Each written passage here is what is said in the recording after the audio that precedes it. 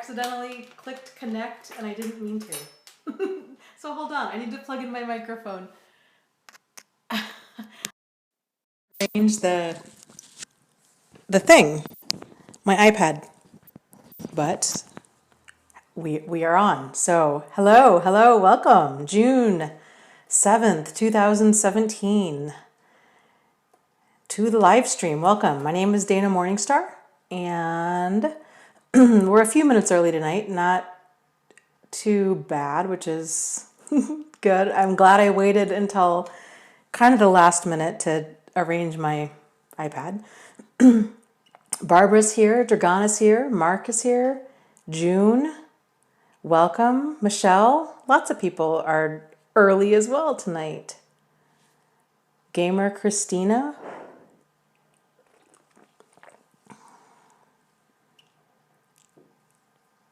Abu is here, welcome. A Rock Angel. Tori, who says it's her first live stream, and she's very excited. Well, good. The chat goes pretty fast, so I will warn you, it can be a little intense, but I think it's still fun, all the same. SG is here, Reaper's Rose, Vicky Burton. Hello, welcome. How's everybody's week been going? Anything new and exciting? Bear. Sashiko, welcome. George, he says, you're better. Hi, Dana. I'm getting there. My cough is still hanging on, but I feel like 98% better, which is awesome. So thanks for asking. Bear, are you still on your adventure or are you back yet? SG says this is her first time here too. I'm assuming, I shouldn't assume that. I'm assuming that you're a she, but maybe you're a he. I don't know. Tanitria, welcome.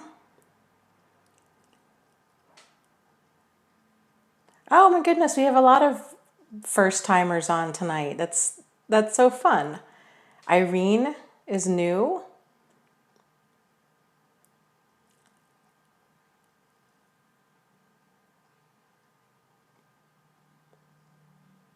Bear says he's back. Good, I'm glad. I'm glad you made it. That's quite the adventure that you were on. Batar is here. Oh, it's Marissa says, I watched a video recently about twin flames and a narcissist. Is that even possible? The concept of, I guess it depends how you're defining the concept of twin flames. If you're talking about it in terms of something like your ideal soulmate, then I mean, it's never, a relationship with a narcissist is never healthy. And I guess I like to think of a person's soulmate as being like a healthy relationship. So I guess it depends on how you're defining it.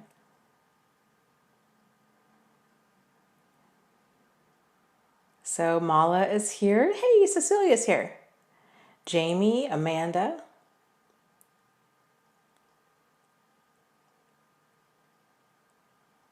Amanda says, or asks, did your narcissist's eyes ever change colors? To me, they have multiple personality. Well, it's very common. People will say that, you know, they experience their narcissist eyes growing black or just kind of like this cold, empty, dark stare. And that's very common. That's very common for anybody when they're in that aggressive mode. So like your pupils die. When people are saying that their eyes grow black, that's kind of, I think, what a lot of it is. It's just that their pupils grow really big and it's scary and intimidating, so they go into like attack mode. I've never experienced them necessarily like changing color, but there's definitely like that kind of that darkness that comes over them, which is terrifying. And it's like they're not even like the same person. Vicky says, my narcissist has been gone since January 1st. Now he says he just has ADHD and he wants to come back. Yeah. Well, there's lots of people out there that have ADHD and they aren't abusive or selfish or, exploitative or otherwise hurtful. So he could always have both, but generally it's just an excuse. And it also speaks to like the lack of accountability. For me personally, it's nothing that I would even consider.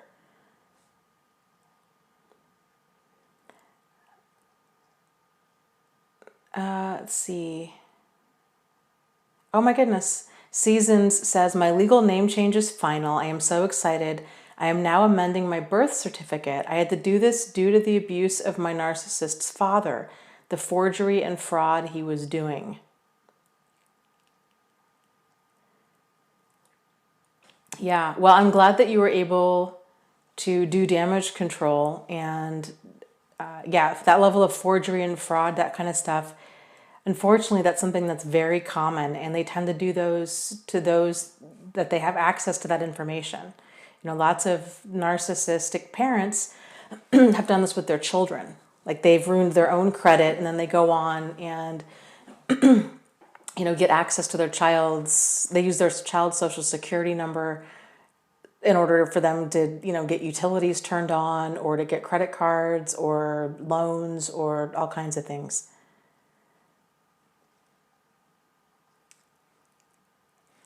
Let's see. Let me scroll up here.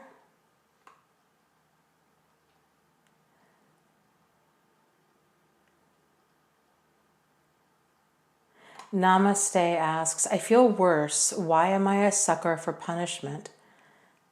I feel depressed. I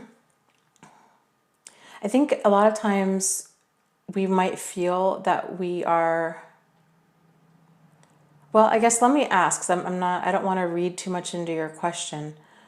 Can you tell us a little bit more about what's going on and why you feel that you're a sucker for punishment? Did you get roped back in? So let me have you answer that and I'll keep going here, okay?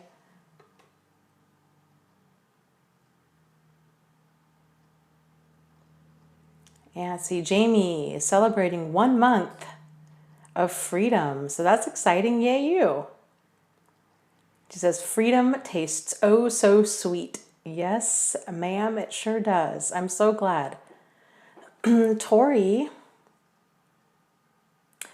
is struggling with having nightmares at night about old fights with her ex who was very abusive. It's been 2 years since I left him, and the nightmares still continue, sometimes 4 or more a night.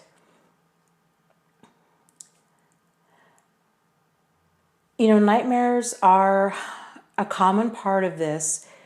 That seems to be quite a lot of nightmares on a really regular basis for being 2 years out. I would highly recommend, if you haven't already, consider, seeing if you can find somebody that does either EFT or EMDR therapy. Those can oftentimes help process trauma. There's videos on that if you want to learn more about that. There's videos on YouTube that you can, learn more about. They also have videos where you can kind of walk yourself through it. And hopefully help you kind of move your brain to let go of some of this and to move on. Because to me, it sounds like you still have a lot of, unprocessed trauma going on, which is understandable, but that's a long time to be having, 4 or more nightmares every single night about it. Okay. Oh, it's Marissa says, okay, a twin flame is more like meeting your perfect spiritual match. So I guess in turn, the question would equate to, can narcissists fall in love with each other? Well, narcissists don't really ever fall in love with anybody except for themselves. And that's part of the problem. They have this kind of blinding level of selfishness that inhibits them from really bonding to anybody else ever. So they really just kind of go from person to person and, you know, use, abuse, and exploit them. There is no level of depth there. So can they be in a relationship? Sure. Is it a sincere relationship? You know, no. It's two people that are so lost within themselves that they're just really, they're using each other, you know.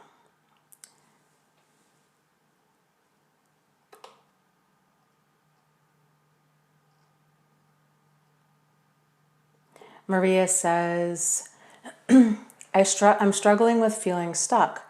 I feel safe in this support group, but I know I need to get out there to grow. It will feel uncomfortable at times, and I'm having a hard time getting unstuck. You know, what might help is to just take baby steps. So yes, it's going to be pushing yourself outside of your comfort zone. I definitely, you know, wouldn't recommend dating if you're not ready. But if you've listened to my videos for any length of time, you know I'm a huge fan of the website meetup.com. I think that can really be a great way to just get out there, try new things, meet some new people.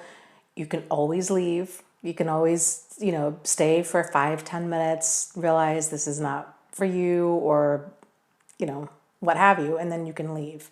So that can be a great way to just kind of stick your toe back in the water. And yeah, I guess I would encourage you to try to get back out there a little bit, even if you just tell yourself, okay, I'm gonna just go to one meetup this week and just see. No pressure, you know, again, you can leave within 5 or 10 minutes, but sometimes just getting unstuck is getting rid of that block, and then you can kind of build momentum once you're able to get back out in there, back out into the world. It's not an easy process, and I think a lot of people, myself included, it can be somewhat of a battle, and it can take, you know, many times of pushing yourself to get out there, even if you don't feel like it. So something that I used to tell myself was, if I found myself really staying inside and avoiding people for like long periods of time, which I did, I would try to get out into the world every day, either going to work, going to the grocery store, going for a walk, something. And there were many days, many days that I didn't feel like doing that. And I would talk to myself like a drill sergeant. And I talked about this last video, how I would order myself to go take a shower, because I was just at this place where I was so depressed, and I had a hard time even getting out of bed and taking a shower. So I would tell myself, okay, Dana, right foot, left foot, like get your body out of bed and march it into the shower. And I would do something similar to get myself to leave the house.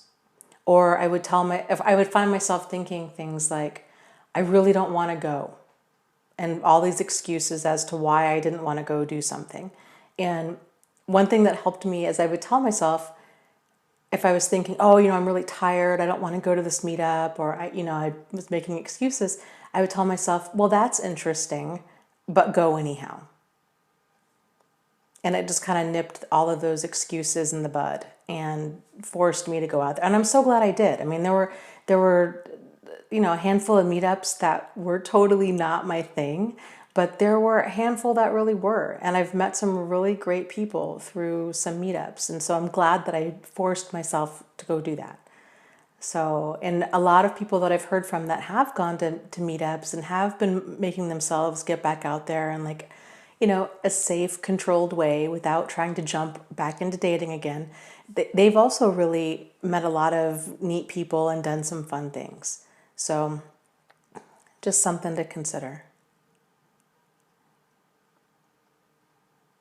Tori is talking about her nightmares and says, how do I stop them? They've been affecting my current relationship and made me very insecure.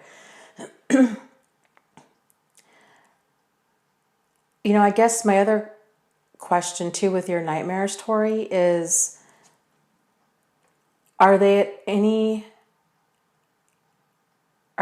at all related to this current partner in your life?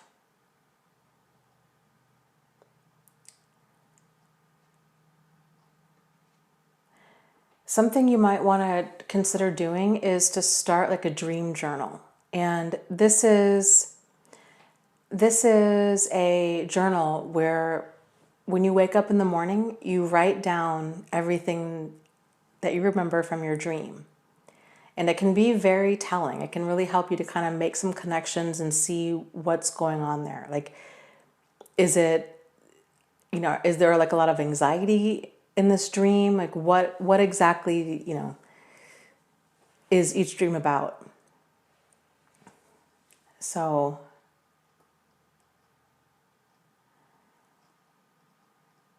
doing a journal about your dreams can kind of help figure out what's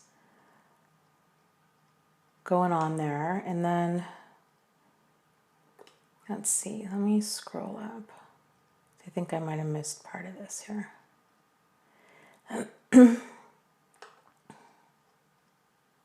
There's also, and I guess too, I would kind of question, with your current partner, are there any red flags there? And, do you think that these dreams could be at all related to like what's going on in your current relationship?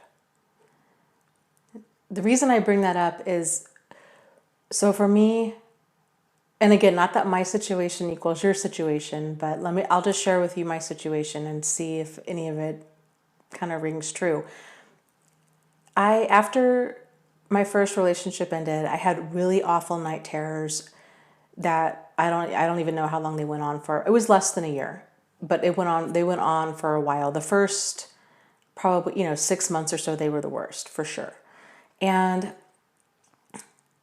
then, everything kind of settled down. Everything was somewhat back to normal. I was still struggling with like anxiety and depression and those kinds of things. But when I started dating the second guy, and all of my night terrors had kicked up again.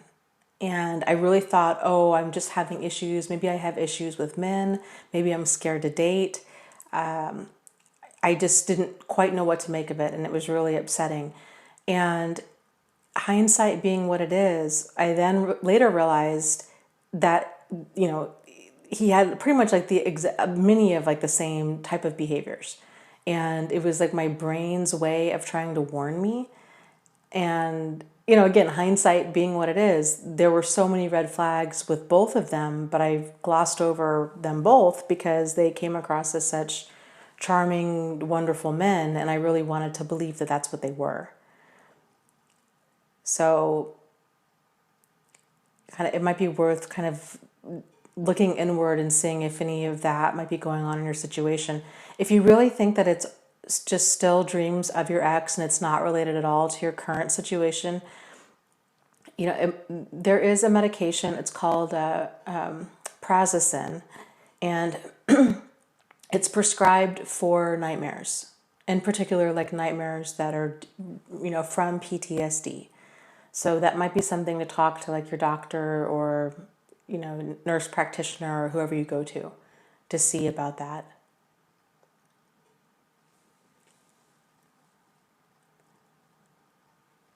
And sometimes that medication helps, and sometimes, just like anything else, like sometimes it helps, sometimes it doesn't. It's, just one of the many options out there.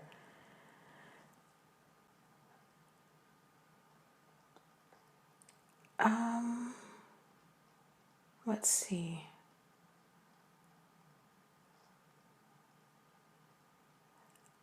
Lou says, does anyone else have like a chronic fatigue and just feel tired all the time? And that is very, very common. So that could be due to depression. It could be due to chronic anxiety. It could be due to overwhelm.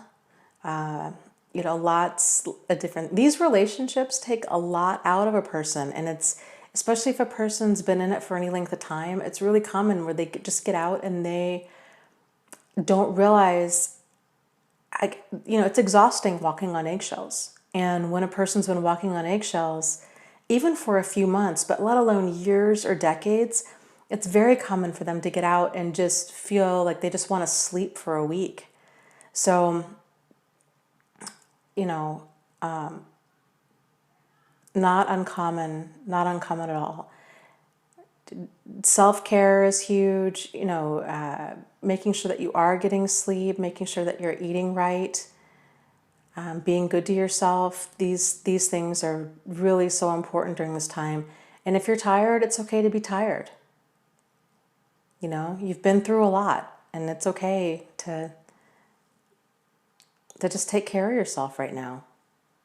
I often refer to it as treating yourself like you have like the emotional flu, and really just, it's okay. It's okay if you've got the time. It's okay to just stay in bed and watch movies and eat tomato soup and, just hunker down and just be really good to yourself.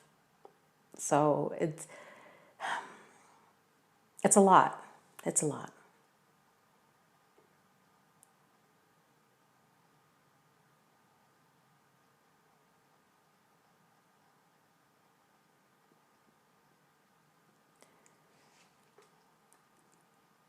Tori says, well, my boyfriend has never put his hands on me, but he does and has had a controlling background because his ex was a cheater and also a narcissist.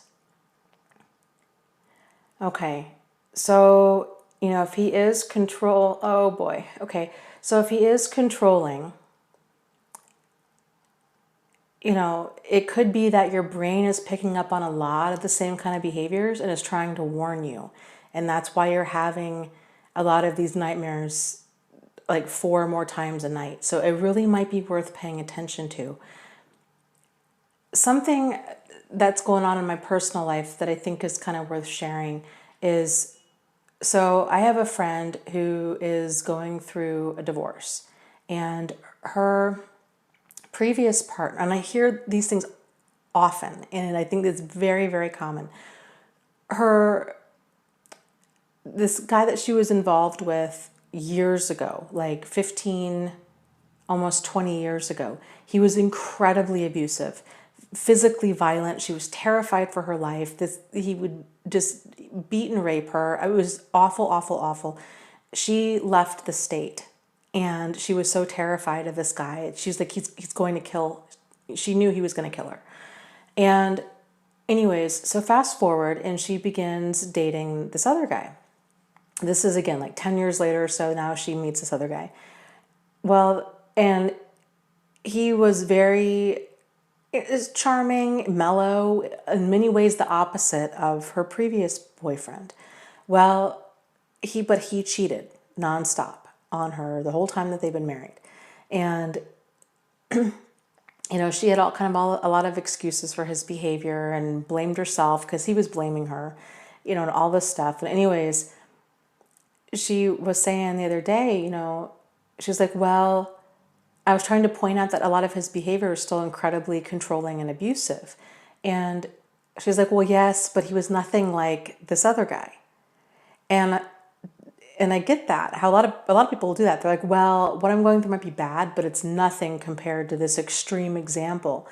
The problem with that kind of thinking, though, is if you've dated a person that has been physically abusive, or, like really like in that like top 10% of like the worst of the worst, don't let that be your baseline for what's acceptable behavior, because that level of abuse is highly problematic.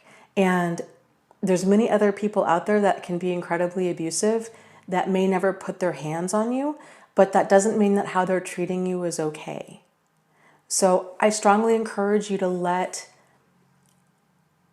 come up with a new baseline for acceptable treatment and to make that level what's healthy. So instead of comparing his behavior to your ex who was abusive, think about, okay, but is this person treating me the way that I want to be treated? And, if this guy has issues with control or verbal abuse or, possessiveness, that kind of stuff, that's all really red flag behavior, and it tends to get worse over time and not better.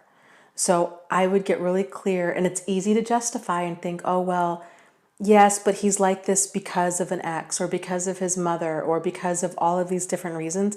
It doesn't make it okay. And for anybody, like abuse is just, there is no excuse for it. So I would encourage you to be really careful about kind of justifying what you're experiencing, because it's not as bad as what you might have gone through before.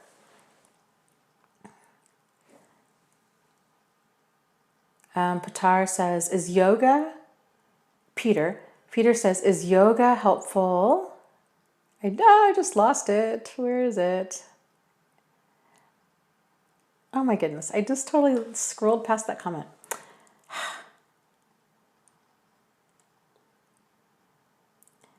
Shoot. I can't find it, but Peter had, oh, there it is. Is yoga helpful with stress and anxiety? I personally, for me, very much so. I think a lot of people feel that way. Different people find different things helpful with getting out stress and anxiety. Some people really enjoy going to like a high-powered kickboxing class, and other people might like, journaling, and other people might like yoga. For me, yoga, yeah, I didn't like yoga the first half a dozen or times I went. It didn't do anything for me. Here's the irony of it. I didn't like it because I'm like, man, it's so slow. Like, it's so slow. And you're there for like 90 minutes. And I'm like, I don't understand why we're going through all these different poses. Like, I didn't get it. And it wasn't until somebody had told me, it's not about, it's supposed to be slow, A, and B, it's not about doing the poses perfectly, or even correctly. Like, it's not about keeping up with anybody else, and it's not about going through the poses. Whereas like a lot of workouts, especially, I don't know, at least here in the United States, people will go work out to just get through the workout. And that had been my mindset with yoga, is I'm just going to go do this. And then it was done. And I was so missing so much of it. And so somebody had encouraged me. They said, Dana, be inside your body when you're in a yoga class, paying attention to when you're doing these different poses, like holding your body a certain way. And if you have a good yoga instructor, they can kind of position you and help you get the correct form. Paying attention to your breath, paying attention to, kind of where is there tension in your body? Where is there stiffness in your body? Where is there pain in your body? And just bringing awareness to your body as you go through the different poses. When I began doing that and turned inward during a yoga class, it was like it just completely changed my experience with yoga. And now I get it. Like, it's amazing. So now I really enjoy yoga, but I didn't before. If there's a new type of yoga out there that is really fun. It's at all skill levels, pretty much any height or weight. It's a type of yoga called aerial yoga, and that might sound kind of scary and dangerous, but it's pretty mellow and very relaxing. And I find that yoga like particularly helpful because it's a slower pace, and I don't know, there's just something to be said for kind of being in this yoga sling. It kind of hugs you. It's just a very just gentle, peaceful practice. The few times that I've gone, I have left the class feeling drunk. I just felt so good, and it was just weird. It might be because you're kind of flipping upside down, so you're getting a lot of blood flow to your brain. I just felt really like, woo, really out of it. And I thought it was just me, but I had a friend go with me one time and she felt the exact same way. So that might be something to consider.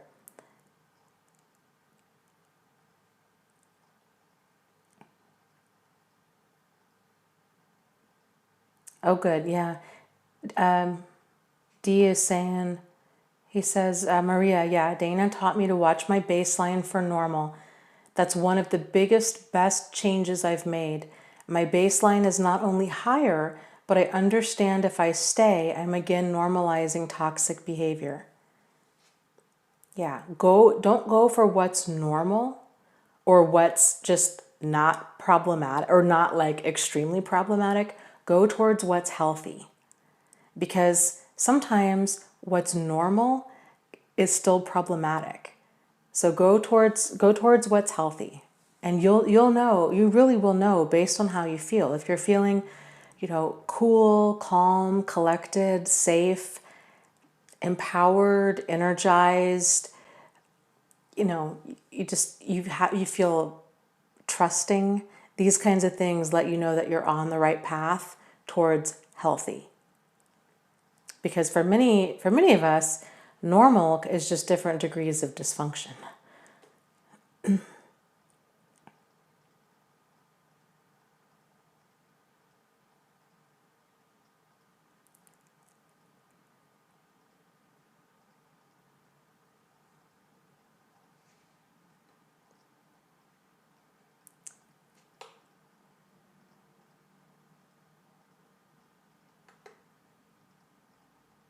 And Sophie says, I'm in a fight and flight freeze. I'm a fight and flight and fight. I can't say flight, freeze type. Okay. I'm a flight, freeze type and having a hard time with self-care and motivation after my breakup with a narcissist. It feels like I can't stop thinking about it. Any advice for stopping intrusive thoughts about someone? I think if you can realize that those intrusive thoughts are your brain trying to kind of pull apart what happened and then put it back together and then pull it apart and then put it back together. And that rehashing is how it feels. And so it's a very normal thing to have these intrusive thoughts and this rehashing. It does tend to pass with time, but it's a part of healing, and it's your brain is trying to figure out what happened in order to keep you safe next time. So if you're having these intrusive thoughts about him, if you're or her, if you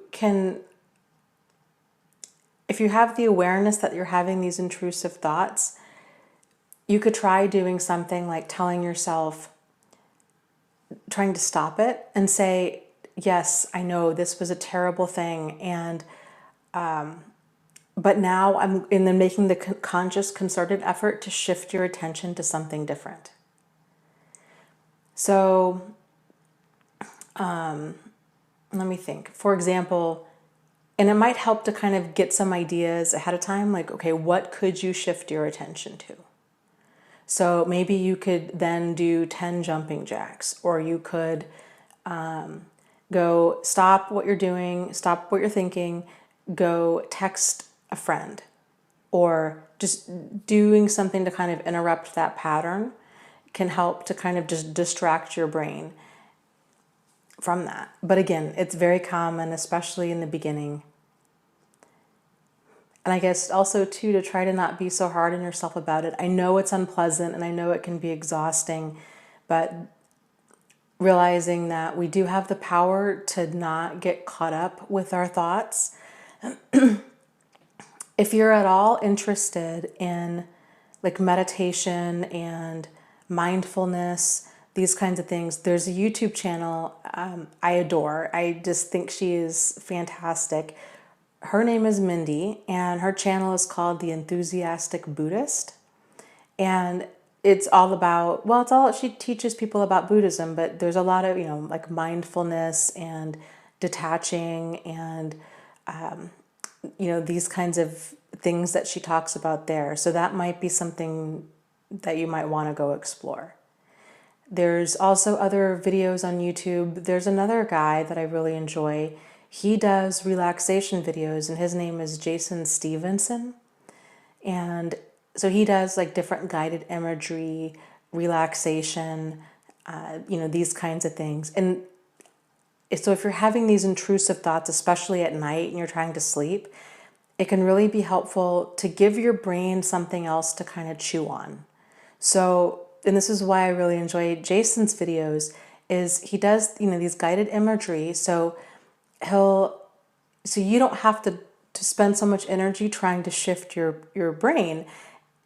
He'll start talking you through something. So for like 45 minutes or what have you, he'll walk you through this whole guided imagery thing of like, you're walking down a path and here is what you see, and here, and you're feeling relaxed, and it's a lot easier to kind of just get focused on his voice and this guided meditation that he's taking you down, instead of trying to consciously shift your attention to something else. So that might be something you might want to try as well.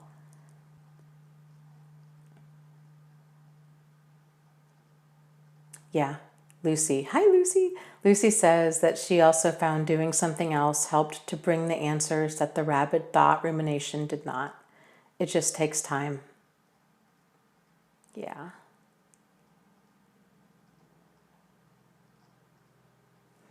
Courtney, that's an interesting question, says, what are some good relationship behaviors?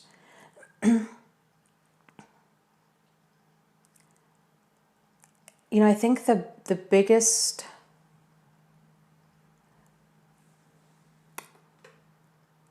some really important good relationship behaviors and friendship behaviors and work environment behaviors and family behaviors and is respecting another person's boundaries. So that's a big one. That's a really, really big one. Because if a person doesn't respect your boundaries, then they're not respecting you. So if you're letting a person know, hey, I've got to go, or I've got to go to bed, or I need to, I've got to be someplace at whatever, and they kind of keep pushing you to stay with them or to stay on the phone or whatever, that's a problem. So respecting your boundaries is huge. And I always encourage everybody, you set the pace of the relationship, not the other person. And if you're in a healthy relationship, then it's a given, then it's not even an issue, because they're also setting the pace. And so it's this thing that is kind of negotiated along the way. So there's not one person that's pulling the other one along. So, and whoever has whoever wants to move slower in an area wins. So, but if you're with somebody that likes you and respects you, then that's not an issue. So if if you're not comfortable kissing somebody until like the third date, and, then that's okay. That's your boundary. If you're, not comfortable talking to a person for hours on end every day, then that's okay. That's your boundary. So somebody that respects your boundaries, somebody that treats you with dignity and respect, somebody that treats other people with dignity and respect, especially other people that they can't get anything out of.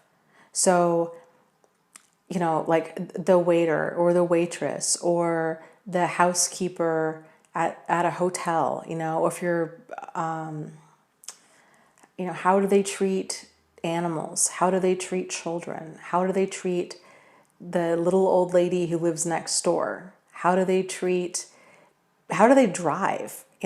Paying attention to these kinds of things. Do they have a pattern of showing like considerate behavior, or how do they handle things when they're under stress or things are not going their way? Now, these are all very important things to look out for. And you just, in a nutshell, you really want to find somebody that you enjoy being around and who's good to you. Kind of everything else grows from there.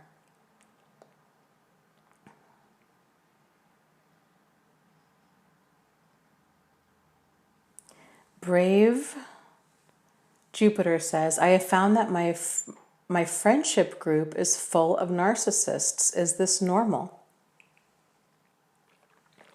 For a lot of people, it is. And so a lot of people find themselves researching narcissism or getting into a support group because they've had this one really extreme relationship that was so over the top, like so, like something out of a movie. It was just so extreme.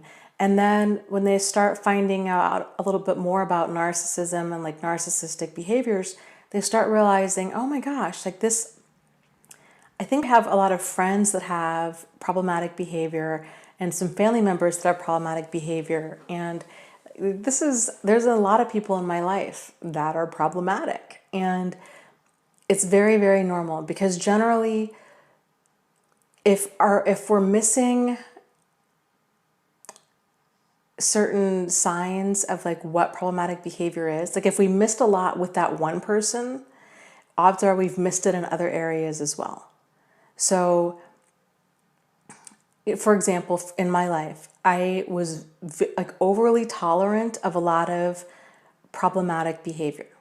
And I didn't realize, I just thought I was really easygoing. Like I didn't realize that I had poor boundaries. I didn't realize that, you know, I didn't realize how much I was letting slide. And it hadn't ever really, it was a problem when I was in high school. I dated a really, horribly, just a terrible, terrible guy in high school. But I hadn't dated anybody, frankly, anybody like that ever since. The men that I was involved with much later on were awful, but in very, very different ways. They were nothing like this guy. So it hadn't been a real problem in my life for a really long time. But I really wasn't aware of like what problematic behavior was, and I wasn't really on the lookout with it as far as friends went. I guess it was only on my radar as far as like relationships went. So I had a lot of problematic women in my life too, but I didn't identify, I just didn't make the connection. And so then once I did begin making the connection, so many things began clicking into place. So, and I've heard the same thing from many, many different people. Like once kind of that light goes on, like, oh my gosh, yeah, everything is starting to make sense. Like this is how my mother was, or this is how, I've dated quite a few people that have had problematic behavior, but I didn't realize it was a problem because they never hit me. And then they find themselves in this extreme relationship where the verbal abuse or the emotional abuse might have gotten so bad that they had to leave. So, and also it's very common to start seeing this kind of like toxic behavior in other people as well. It can be really overwhelming at first, and it's very common for people to wonder if that maybe they're just reading too much about all of this and that they're on like hyper alert. But I think more what it really is that their eyes are opening to it.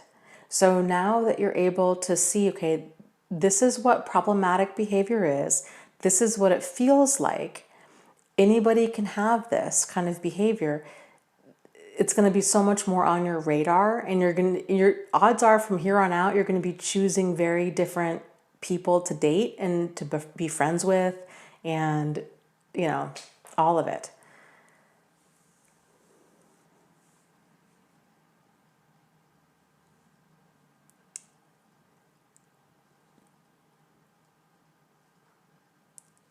Okay, let's see.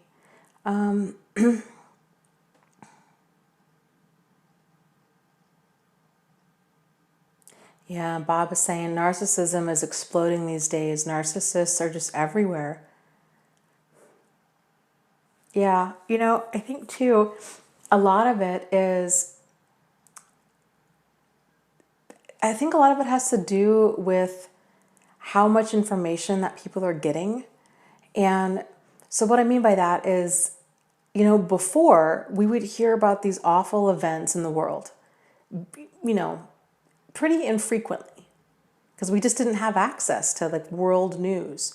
And so when a horrible event happened, it really bothered people at a core level for a long time. And now with the internet and everything else, we're bombarded with all of this horrible stuff day in and day out with news and kidnappings and murders and all kinds of stuff. And I think as a whole, we've really become desensitized to things. People move on very quickly. And I think that there are a lot of like kind of long lasting effects to that, people have just become desensitized as a whole. And then too, coupled with that, with the social media and, it's weird. Like it just can get so weird with all of the selfies that people take. And I don't know. It's very strange.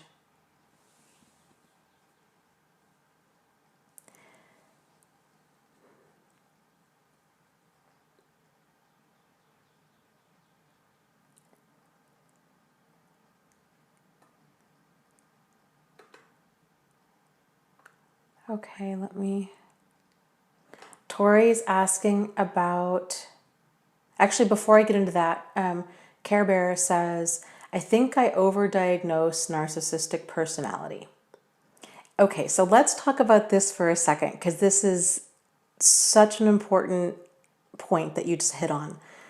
I really want to make it clear to you guys that a person doesn't need to have narcissistic personality disorder or even any personality disorder to have toxic behavior. So, or to not simply be right for you. So it's really important.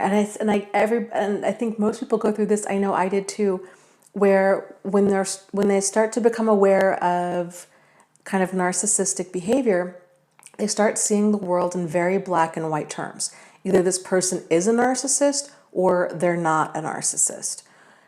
Then the more survivors they meet, then they start dividing up the world in terms of they're either a narcissist or like a victim of a narcissist. That can be problematic too, because then what I see a lot of is then people really drop their guard around victims of narcissists and think, oh, I can instantly trust this other person because they've gone through something similar to me, which somehow that just means that they must also be a good person and very much like me. Totally understandable how people would think this way.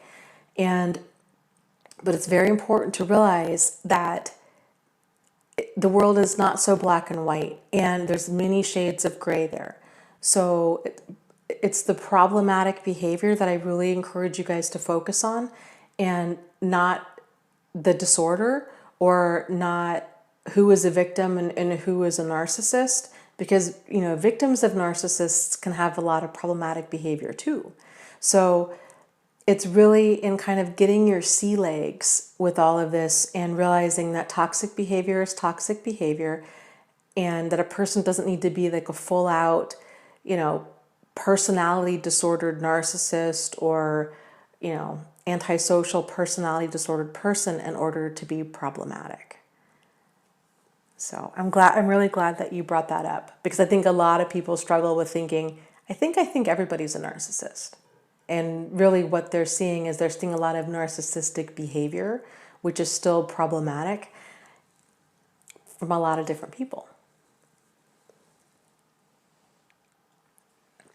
Okay, so Tori asks, has anyone experienced disassociation after a relationship and know why and how to help it? So that's also very common, and it's sort of like a person's brain can only handle so much at a time. And when a person has gone through a relationship with somebody that's been abusive and highly manipulative, they've gone through a situation that doesn't make a lot of sense. And especially when they start realizing that a lot of it was a lie, then it really doesn't make a lot of sense. And it can be very kind of overloading to a person's brain. And so when a person disassociates, it's kind of that feeling of just numbing out and not really being there. So this often kind of tends to go, it just depends on how much a person went through, really, but it tends to get better in time as your brain is able to more readily process everything that happened to you. Therapy, support groups, talking about this, talking about what happened to you, these kinds of things, they can help. There's different treatments. EFT and EMDR treatments oftentimes help with trauma, and they can help a person to process that kind of trauma. So those might be some things that you might want to look into.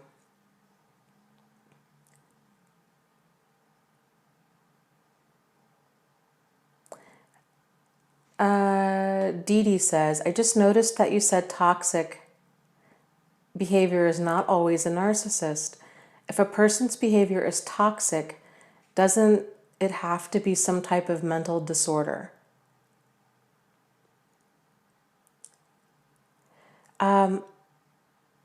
Generally, if a person has really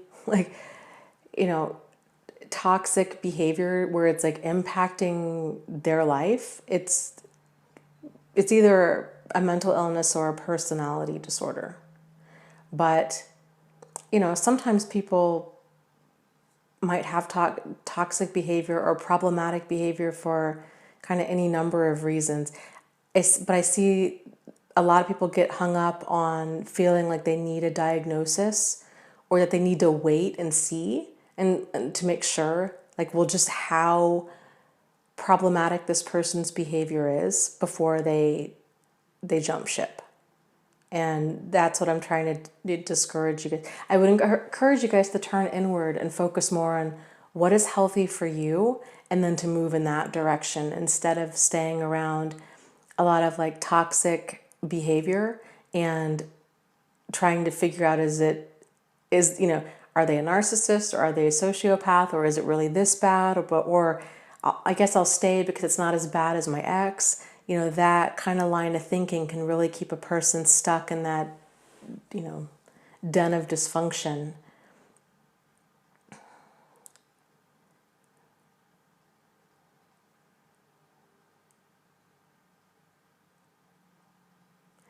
And sometimes traumatized people can act in ways that are very problematic. So, it's just there's a wide, I would say that the most of the people out there that have problematic behavior are probably not diagnosed with a personality disorder. It doesn't mean that they don't necessarily have one, but a lot of this stuff kind of slides under the radar.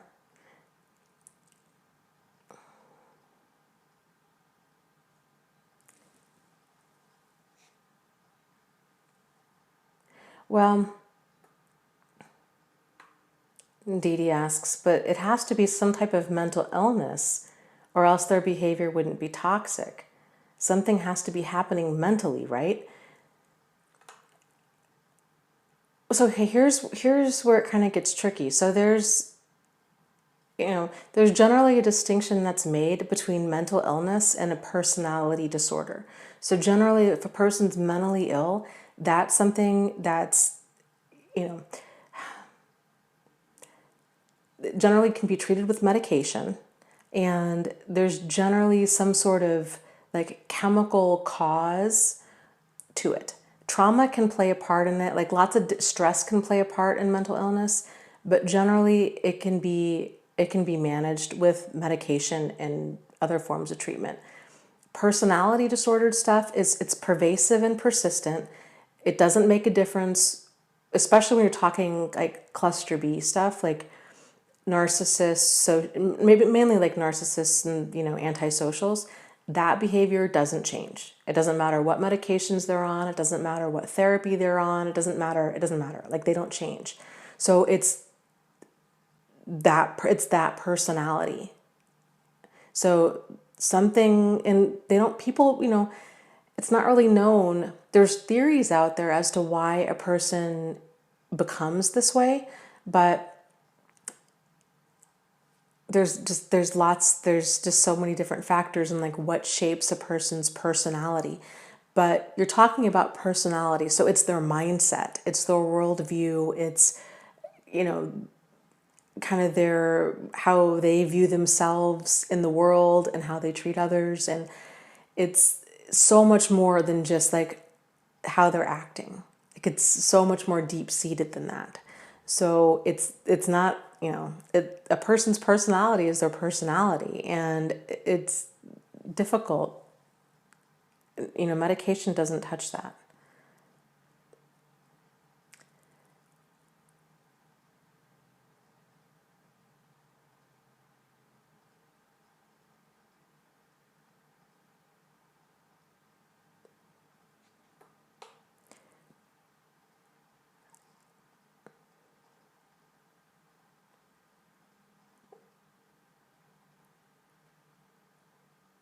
Okay, let's see. 3684 asks, what should I do while pregnant by a narcissist? He refuses to go to the appointments and blames me for our child. Oh my goodness. I would encourage you to find a support group for, there's many on Facebook. You might want to create a fake account. I would encourage you to create a fake account, actually, and then join some support groups on narcissists in general. And I think you're going to find that you're not alone in that there's a lot of women that are going through stuff like that. You might want to look for groups that revolve around parenting with a narcissist, or, like narcissists' ex-boyfriends or ex-husband, or these kinds of things. So you're in a group of women that can really relate to what you're going through, and get support from people that have been there, done that. It would be a really good starting point. If he's not supportive, if he doesn't want to go to appointments, if he's blaming you for everything,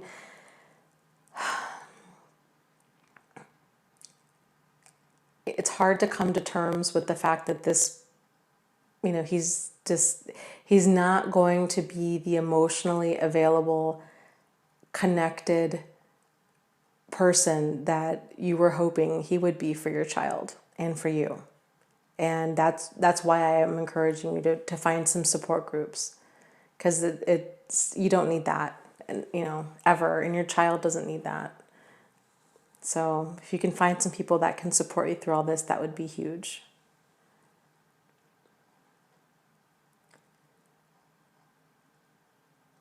Sunflower is talking about writing her story, and she really wants to write the story. She says, but writing my story, which is quite a story, just reminds me again of him. I wake up every morning in a flashback. So, very common. I had thought, for many years, that I was going to write my story of my relationship, and I had started writing it many times, thinking, okay, I'm ready, like I can do this. And I would start writing it and then get maybe a few sentences in, and then I would just shut my computer. I was like, I'm not ready. And I did that for a long, long time. Then, I kind of stumbled into a support group, and then one thing led to another, and then it was just this feeling of, oh my gosh, I'm really not alone in this. I felt the need to warn others, and that's what started me making these YouTube videos. And actually, when I started sharing my story, I wasn't planning on doing that. The very first subscriber I ever had on YouTube, his name was Niels. Niels had sent me a message, and he said, I really want to hear more about your story.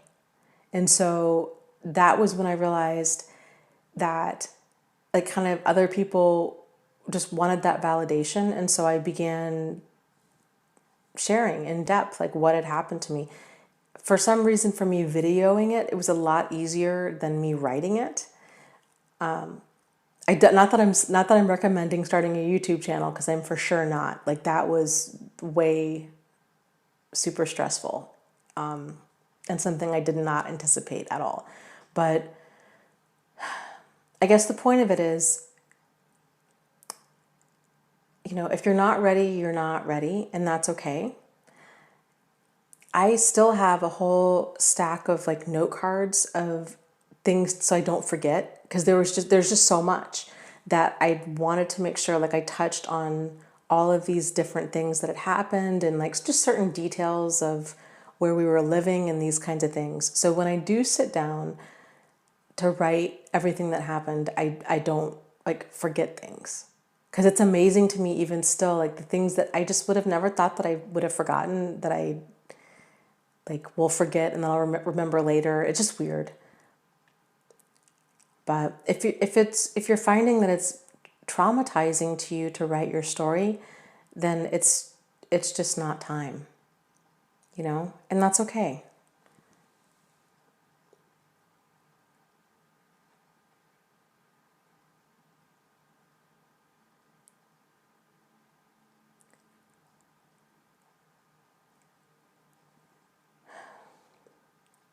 Oh, I agree. Dee says, journaling can be more beneficial than writing a book. It's more beneficial to the writer.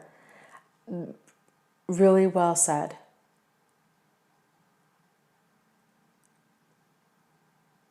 Really well said. That's very insightful. And I agree. Writing a book can also be really therapeutic, but man, you were really down in the nitty gritty again, and it can just be very overwhelming.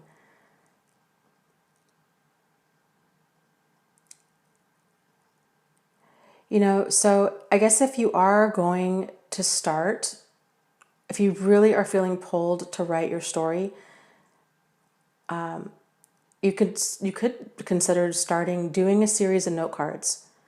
Mine are in a box still, but I'll show you. I'll try to remember to bring them for next week, and I'll show you what they look like. And there's a lot. So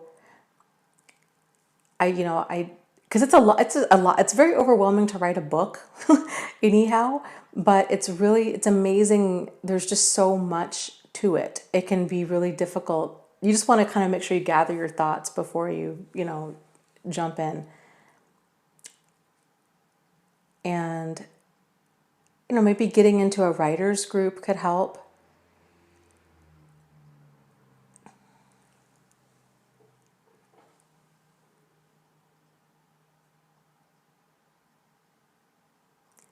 I think you just want to pay attention to how you feel. And, if it's becoming overwhelming, to have some sort of outlet to help with that stress. Because so much comes rushing back that it can just send a person to a very intense and very dark place. And you really don't want to negatively impact, your mental health doing this.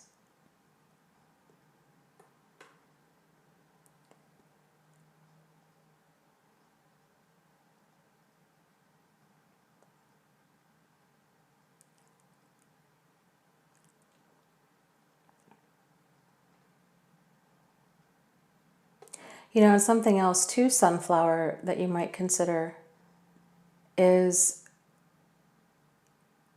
you could try, if you have a phone with like a voice recording element to it, you could try just turning on record and just talking.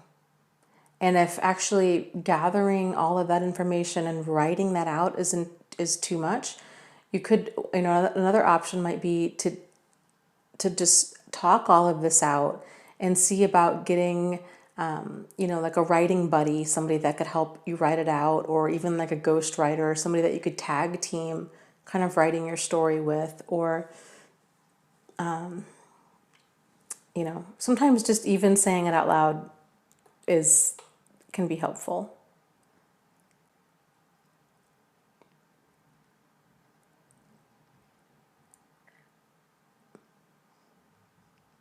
Yeah, Care Bear says, I find myself talking out loud instead of journaling. I do this often when I'm driving. If I have a lot of stuff on my mind, is I'll get in my phone and go to voice memos, and I'll just say, today is, June 7th, 2017. I'm driving to the store. I've got so much to do. And then I just blah, like I just get it out of my brain, and I don't know if I've ever gone back and listened to any of them, but it really does help.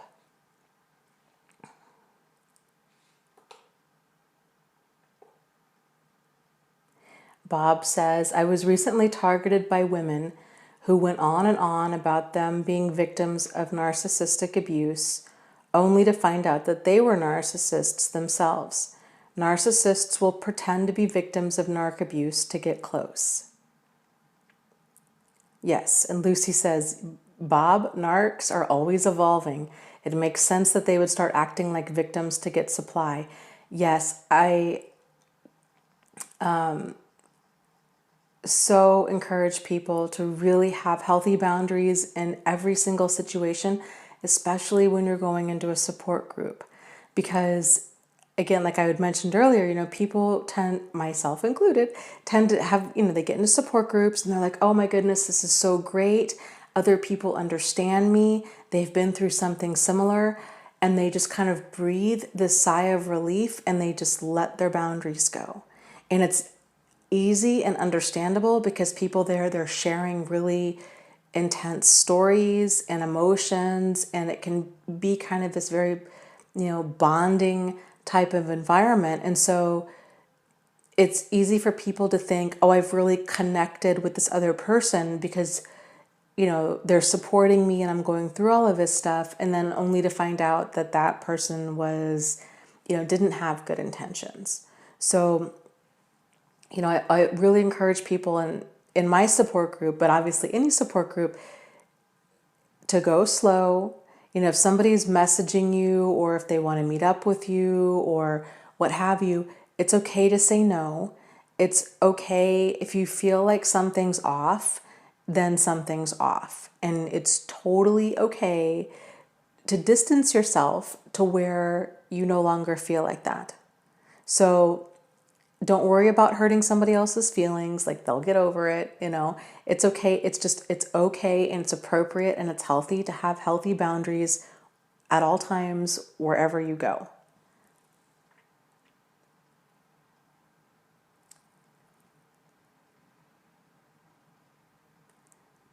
Let's see.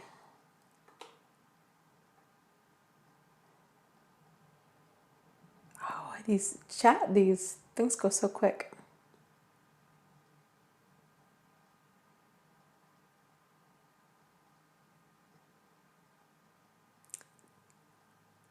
Oh my goodness. Dee Dee says, I found out that my ex has been molesting his son from a previous relationship ever since he's been born. Oh my gosh. That's just awful, awful, awful. I hope that that little boy is able to get some really good quality therapy. And gosh, just how devastating, for both of you. I mean, that's a big thing to find out about a person. And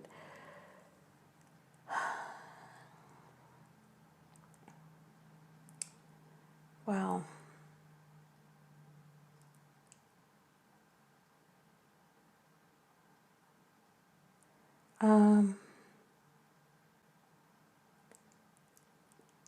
Missouri Cowboy, hi Missouri, is saying, my cup is huge.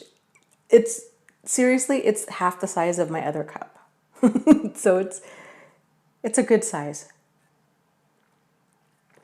But I have others that are bigger. I was watching earlier tonight, I don't even know, I fell down this hole in YouTube, and I was watching videos on people being catfished, and I mean, so much more beyond people, like just really wild stuff, you know, of all ages, all genders, people getting roped into these situations that end up really dangerous or deadly. You know, it's just it can be a scary place out there. And it's so important that we go slow and pay attention to our gut instincts and, you know, just err on the side of caution.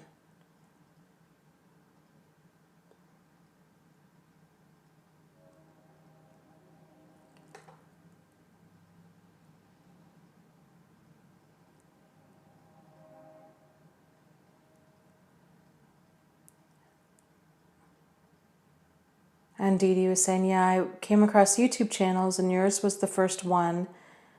And then you came across Associate Direct. There's a handful of speakers out there on narcissism. And so definitely, you know, it's kind of different speakers, you know, resonate with different people at, I think probably at different points.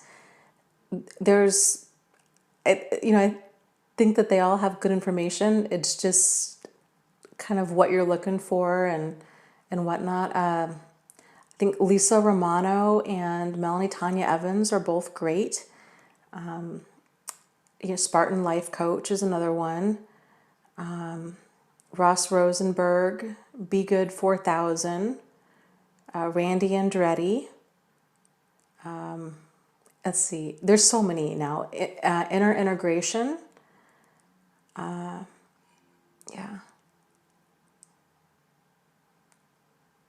So, and there, you know, I have 2 support groups too. I don't know if you guys are in there or if you know about them, but they're, you know, they're both free. So one's on Facebook and one's on my website. You can find me at either place. My website's thriveafterabuse.com, and then Facebook, I have a Facebook page, which is Thrive After Abuse, and then I have the group, which is also called Thrive After Abuse. Yeah, Ollie Matthews. Yeah, there's lots of people out there. Oh, okay. Dee says, oh, this is for Ginny. Please explain the psychopathic smirk and why they seem to enjoy physically abusing a person, and then afterward they act like nothing happened.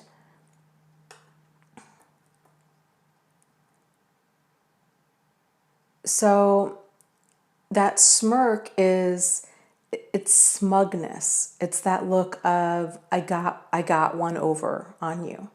It's that look of I win. And it's just kind of that smug satisfaction.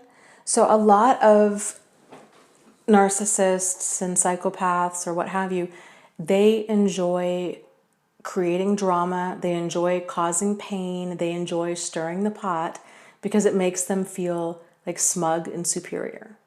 And if they're sadistic, like if they really enjoy causing people pain, then they do it for enjoyment. And so when they're able to cause a person pain, it makes them feel good about themselves. You know, it's that feeling of, yeah, I did that. It's just sick. It's just sickness. Yeah, and Mr. Tahiti says that psychopathic smirk is also known as duping delight. Yeah, or duper's delight. Yeah, it's just that in SG says it's that disdain and contempt for others. It's feeding off of others. Yeah.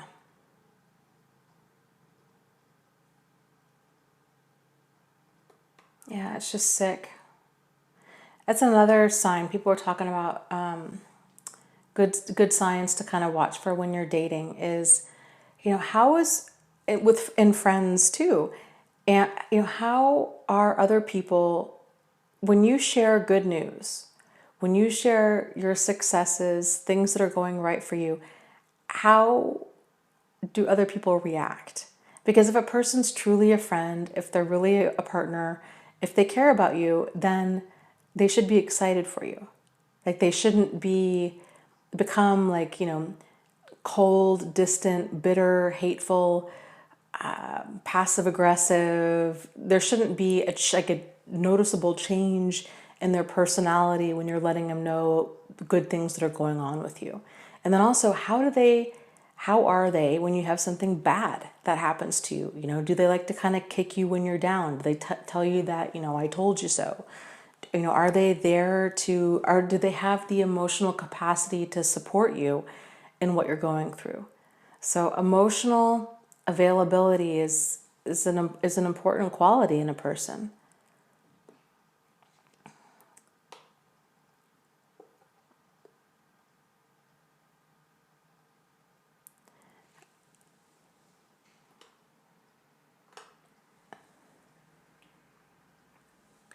And Cassandra says, and jealousy is a red flag for sure. Yes, I agree. Yeah, jealousy, control, a person that's quick to get angry, how a person expresses their anger. It's okay to be angry, but it's not okay to go on like a verbally abusive, rant and tear somebody else down. So Tori asks, how do you know when you're being careful versus overreacting due to past trauma? For example, like getting sensitive with my partner's tone or friends. That's a great question. I would think about it like this. I think very rarely do people overreact. If something's an issue for you, then it's an issue. So, if a person's taking a certain tone with you, here's maybe a better way to look at it. Ask yourself, is it their tone that they have an issue with? Like if it was somebody else, do you have these issues with other people in your life? Or is it just this person? Do other people kind of quote unquote take this tone with you, or is it just this person? These issues that you're having with this person, is it just with this person, or do you have them with other people as well? Because oftentimes a person, after they've been in one relationship that's been abusive, it's very common for them to be in multiple relationships that are abusive until they can kind of figure out, like what we were talking about earlier, is if once they realize, oh my goodness, my baseline for what's normal has been in comparison to this extremely abusive person. So I was measuring all of this other behavior as, well, okay, this person yells at me, but at least they don't hit like my mom used to, or like my ex-boyfriend used to. So they have this very extreme level of like, what's a problem? But then they find themselves in like a lot of other abusive relationships because they're using that as the measurement of what's abusive. So, the healthier you get and the more you start, learning about problematic behavior, you might start finding that you're still experiencing problematic behavior, but it's just in a different way than you've experienced it before. There is a fantastic book out there that I highly recommend, frankly, everybody to read because it's just wonderful. It's a book called The Verbally Abusive Relationship by Patricia Evans. And in it, she goes through many different types of verbal abuse. I think she has like 16 different types. And it's a lot of these behaviors that verbally abusive people use. So like constant criticism is one, or countering would be another, or discounting or like invalidating a person is another type. Just kind of all of the different ways that verbally abusive people go about getting power and control over their target through words. It's a really great read, and I think it might be very eye-opening for you. There is, on my website, thriveafterabuse.com. If you go to the book club section, there's a link on there to my notes from that book, and they're very thorough. So that might be something, you might want to read in addition to the book, or if you're not much of a reader, to check out those notes. And I think it'll give you a lot of clarity as to what's going on. Because frankly, if somebody's taking a tone with you, that's generally a problem. just that alone.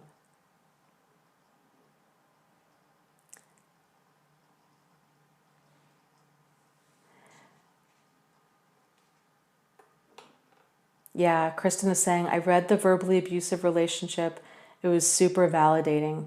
Oh, it was so eye-opening for me. Patricia Evans is the author. Yeah, really great book.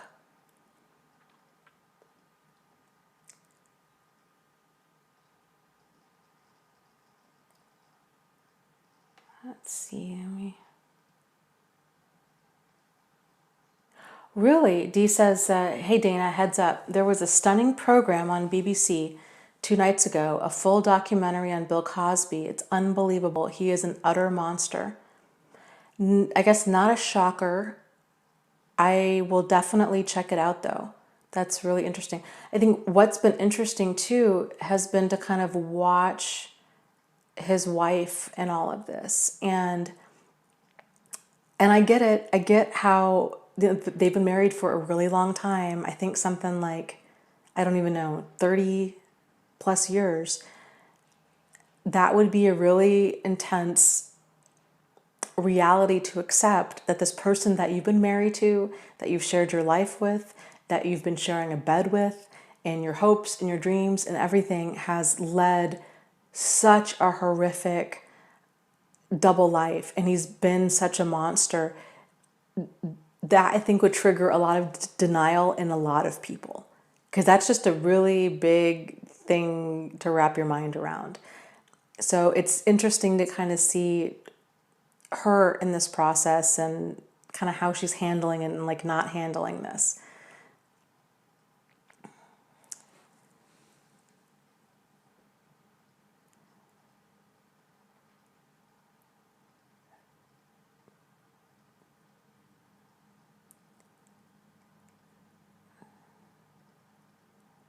Let's see here.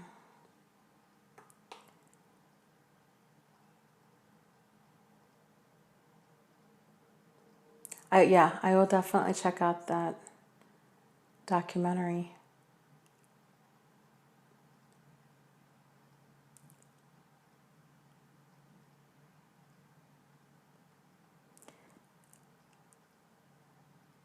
Here's just one of those things, most people, we can see, most people can see the wolf in wolf's clothing.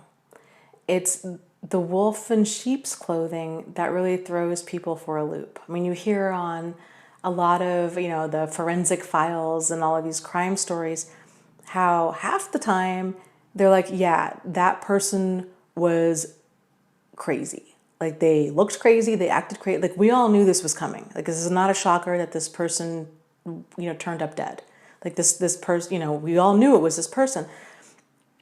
But then there's like half the cases where people are like, man, we never saw it coming. This guy or this gal was, loved by the community and they were just this great person. And then who knew that they were up to all of this stuff? So, it's enough to make a person feel really paranoid. But I think if we all, you go slow, and this messed with my head for a long time because the two men that I was involved with were both seemed like really good guys. They were always there to help out me, to help out neighbors,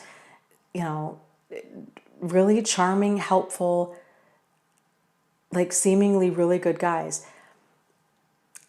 But they weren't. So it's learning to listen to your gut instinct and to just keep your eyes open with stuff. And it's easier said than done, but you know?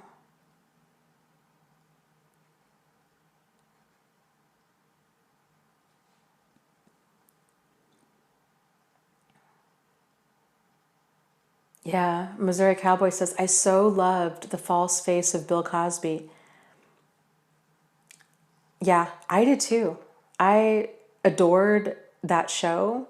I really liked, you know, I really liked him. As a comedian, I was really impressed that he was all about doing clean comedy.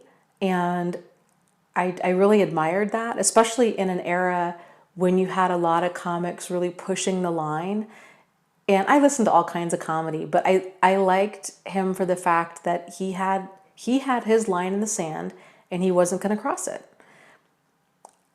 It's really wild how people have different morals, right? So here's this one side of him where he's like, no, it's inappropriate, and my morals say not for me to not cuss. But then here he is, after the show is over, like drugging and raping women. Very strange.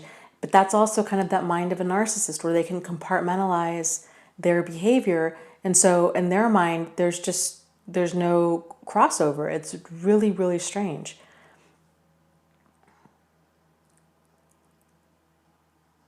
But I had, the false face of him, I admired a lot of things about him. I had read once The Cosby Show, the original plan was to make Bill Cosby and, I forget her name, the wife on the show, to make their characters be kind of like what was going on back, like in the 80s and stuff with sitcoms. They're going to be kind of these like blue collar characters. And, he was going to be like a mechanic and she was going to be a waitress or something like that. And Bill Cosby had said, no, he's like, I really want them to be like professional people. So she was an attorney on the show and he was a doctor. And he really raised the bar just on so many levels, like for showing a healthy dynamic in a sitcom family, for I think too, for like African American, he broke through so many stereotypes, and it was just like, no, we're not going to play this part of kind of this blue collar life and there's all this drama and dysfunction. Like they were going to be professional and this family was going to be healthy. And there were so many things I just really admired him. And of course, as a kid growing up watching it, I didn't realize all of these different, how much he was really pushing the bar and kind of this new territory that he was carving in TV. But as an adult and reading about that, I was just so impressed. And it's just really unfortunate that, that this is what he ended up being.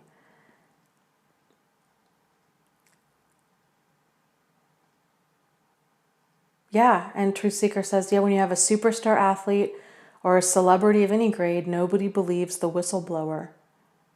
Yeah, that's very, very true. I think anybody that has money. There was a gal on my website who was involved with a guy who is a high-powered CEO, and she had mentioned she didn't realize quite a few things as far as like internet and privacy and these kinds of things. Anyways, she had mentioned his full name in my website. I had gotten contacted by his attorney, and who was like, you need to take this down immediately, blah, blah. Kind of long story short, this guy has had a pattern of intentionally seeking women out through online dating sites. He has a long-term girlfriend and that he's been with for like 10 something years. He systematically will seek women out on dating sites, become this amazing boyfriend, and then slowly just starts tearing them down. And he's had a pattern of doing this. There's actually been a couple women that have written books about him.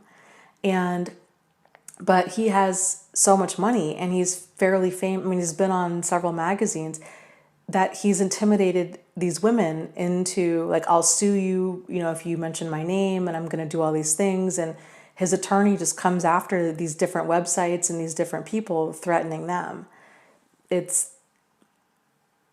really, it's intimidating. I can see why they're intimidated.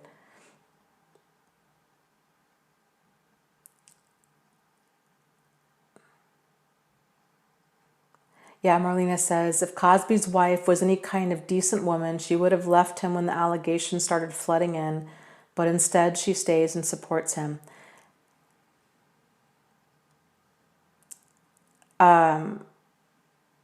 Yeah, it's, she's being manipulated, and it's deep denial.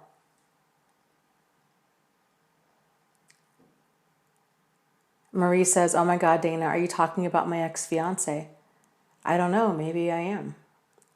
You're not the person that I was thinking of, but yeah. This guy has been around. I mean, there's been several women.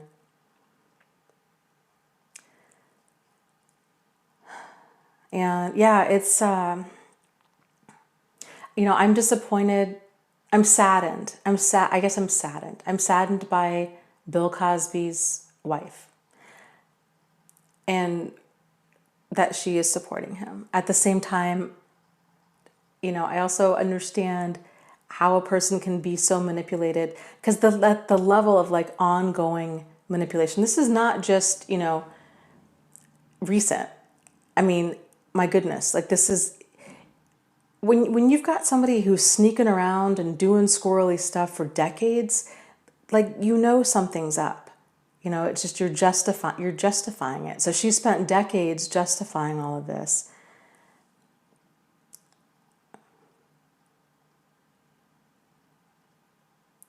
So it's just terrible.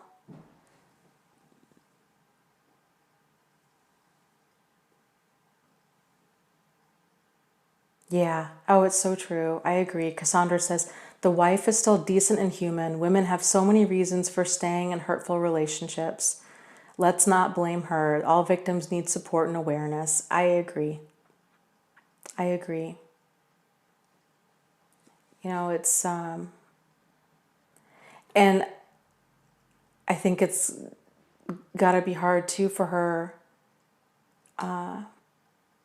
It's just it's a hard truth to realize that your whole life has been a lie with this man. And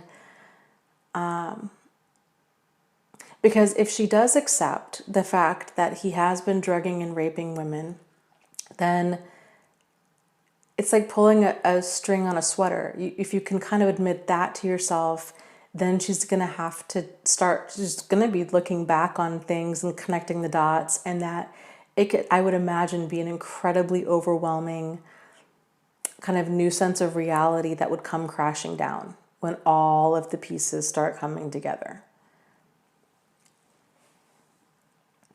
So Missouri Cowboy says, Dana, one of the gifts of recovery is that we can now discern versus judge. Yes. Yes. And I think that's an important distinction to make, because it's one of the manipulations that's often used against people, is this concept of, oh, well, who are you to judge? Right? Especially if you call out an abusive person on something, if they get upset, they're like, oh, well, who are you to judge? I'm not perfect. Oh, so you must be perfect. Right?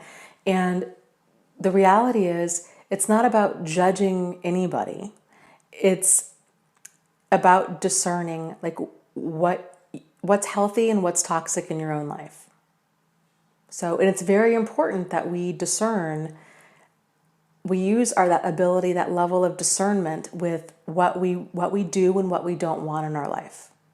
And so to not let other people knock us off balance by saying, oh, we're being too judgmental, or we somehow need to like forgive and forget, or all of these, I call these things well-intended bad advice that people tend to throw out there.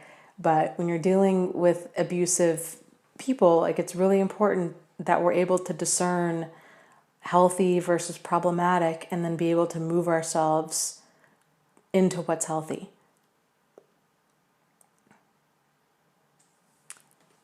Hold on a second.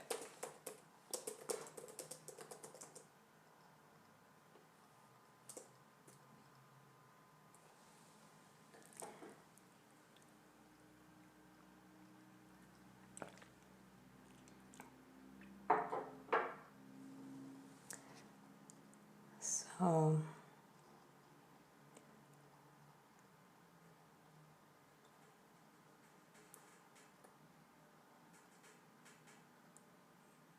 yeah, let me scroll up here.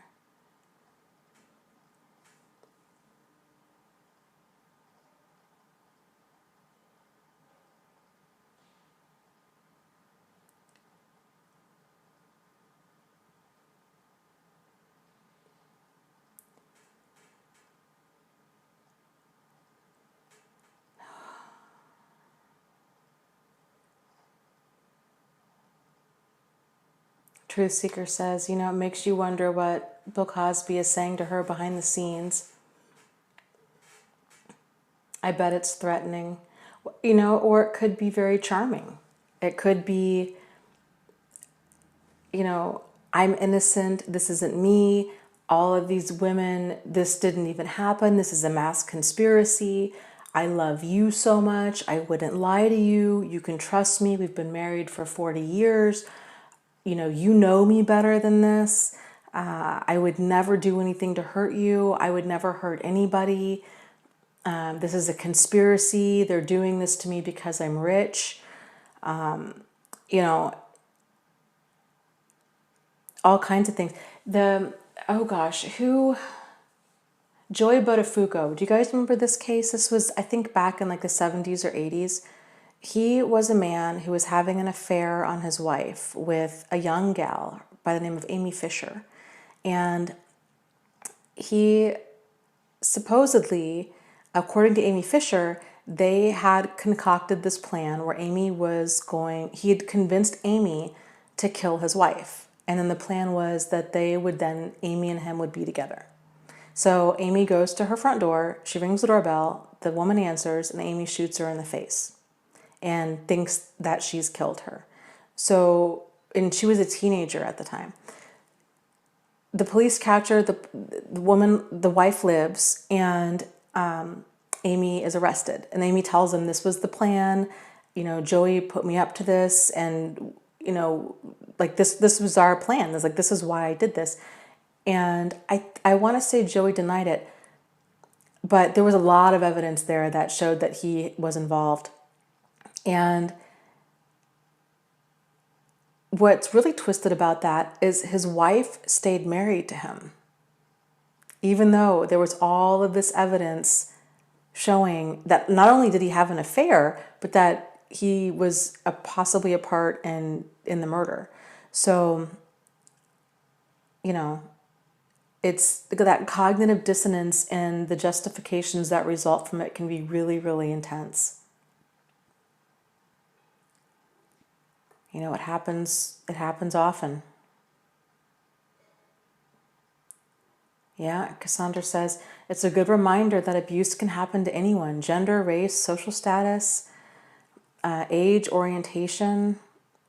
Yep, it's so true, and it's so important that, you know, we just see problematic behavior for what it is and not think to ourselves, well, oh my goodness, they couldn't be doing this because they're Methodist, right? Or because they're Buddhist, or because they're vegetarian, or because they seem so nice, or because they have young children themselves, or you know, any number of reasons that we look to. It's hard for normal and decent people, for us to wrap our minds around that people can just be so dangerous and destructive and just flat out evil.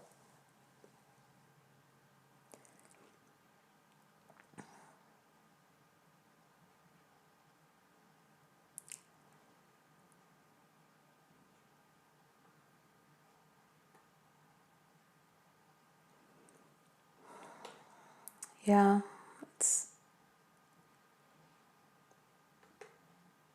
Susanna says, hey Dana, Have you ever contacted or talked to your narcs ex-spouses or ex-girlfriends? Any tips?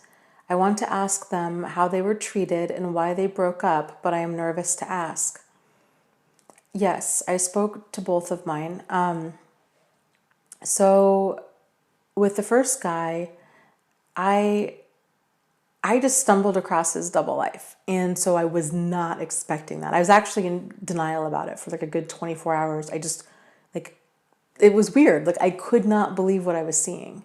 And I really was telling myself, I'm like, Dana, it's because it wasn't I came across a bunch of online dating, like, profiles and stuff on Craigslist and some other dating sites, but he didn't have a picture of his face. But there were enough things there that were like, that's him, because English wasn't his first language, and just certain things gave it away. So I was trying to make sense of all of this, and more things were coming together. I contacted his ex through Facebook, and I told her, I said, my name's Dana. You don't know me. I'm dating your ex-husband. I stumbled across like all of you, like his double life, and I'm confused and I don't know what to think. And I was just wondering, would you please talk to me? And she was gracious enough, and I think curious enough too, probably. She gave me her phone number, we spoke, and she told me, I told her what was going on. She told me what she had experienced. They were only married for like 3 months before she divorced him, because it was, we were going through like the same thing. He was Prince Charming. He was her ideal man. Right after except they had actually gotten married. They'd gotten married shortly after that. He'd said he'd gotten fired from his job. She was financially supporting him. Then some friends of hers found out that he was on these like online dating sites, and he had all these excuses, promised he'd never do it again. She kept finding him on these dating sites, and here she is paying for this guy who's like living at her house, and he's just on all of these dating sites, like hooking up with people and stuff. Except she never knew for sure that he'd actually met with other people. It was just all, and up until we talked, she thought it was just all online. And it never is. Like, it never is, okay? So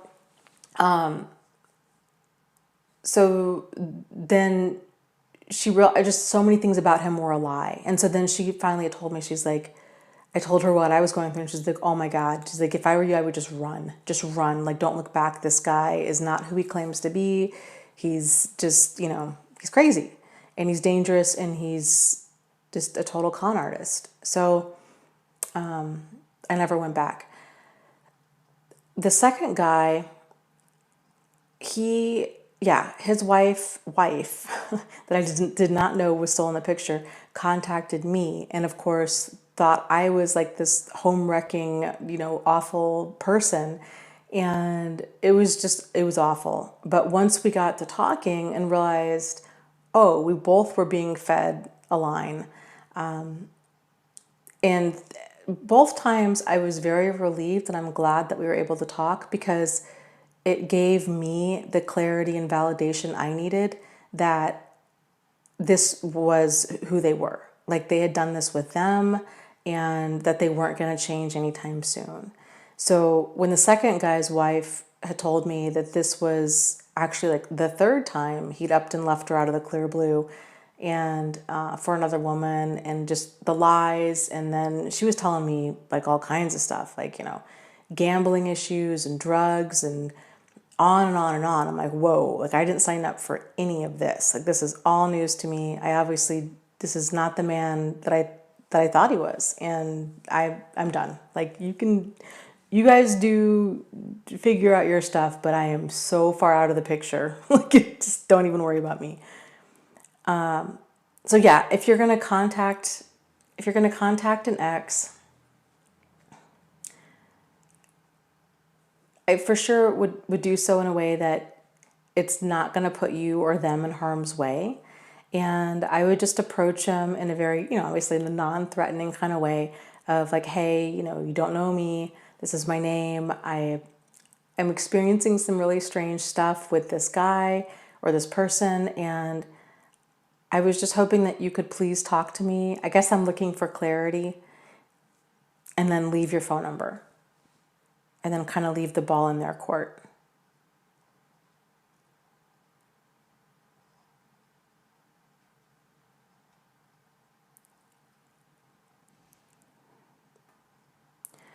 Lou says it's amazing that how I don't get angry when I talk about my experiences. He says I'm not at that level yet. Well, realize too that I am, you know, a handful of years out. Like this was a while ago. And so that helps. Like having, you know, a good chunk of time under your belt. And, you know, also, I don't know. I mean, it helped me to realize the men that I was in love with both of them, but they didn't exist. Like I loved the false self. So realizing that the person I loved was a lie made it a lot easier to detach from that emotionally. And then, you know, I think to just really get clear that, I mean, yeah, I was angry. I was really angry with the first guy for like a long time because I felt like he, you know, soaked up a lot of, you know, precious time, and that I could have met somebody else. Like things could have been very different.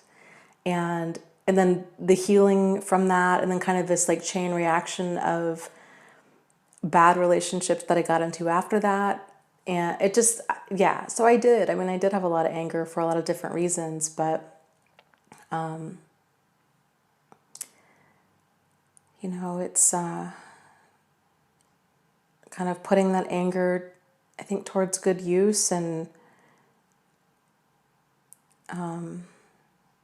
using these experiences for like your highest and greatest good.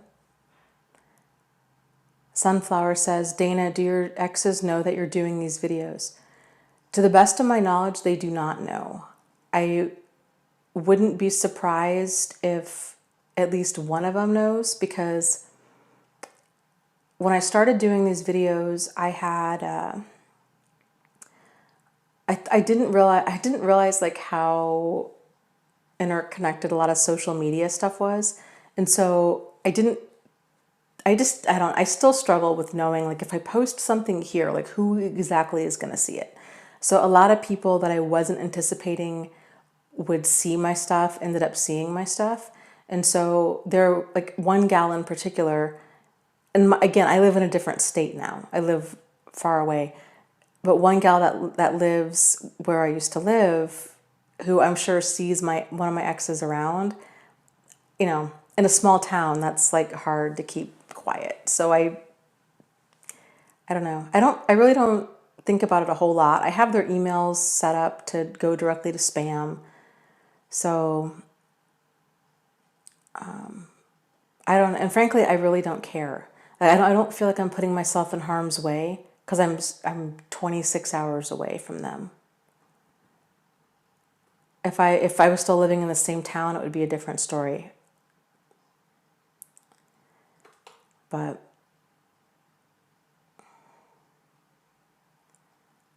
so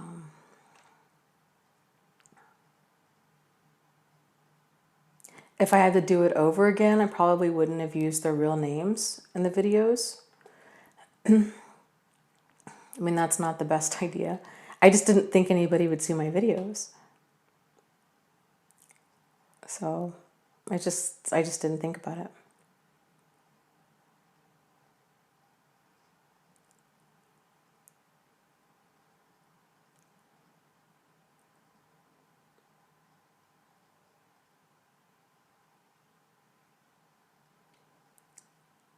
Let's see. Oh, that's good. Marie says, I've started videotaping my experiences. It's so cathartic, but not to put online. Not yet, anyways. Yeah.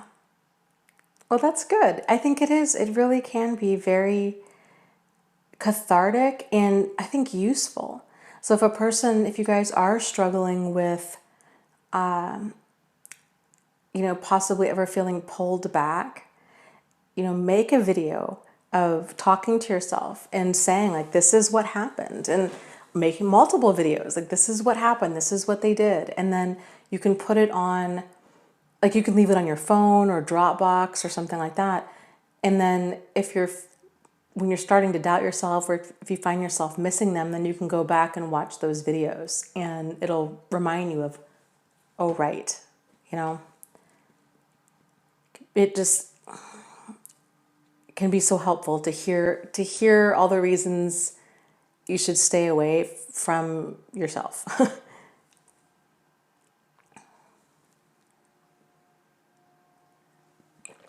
Dora's here. Hi. Yes, Cecilia says it's the for when you miss them video. Yes.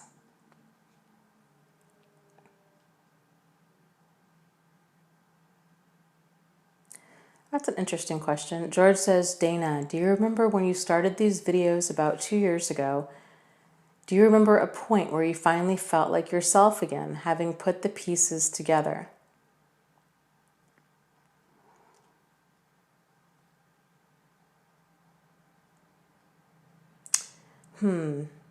I don't know if...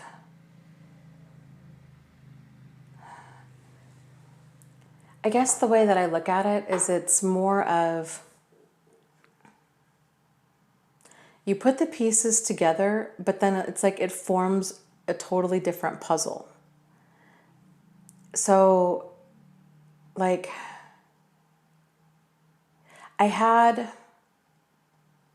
when I began these videos and I began talking about my experiences, I had tremendous amounts of like insight and clarity coming from people like that were commenting on my videos, that were pointing out things that I didn't even see.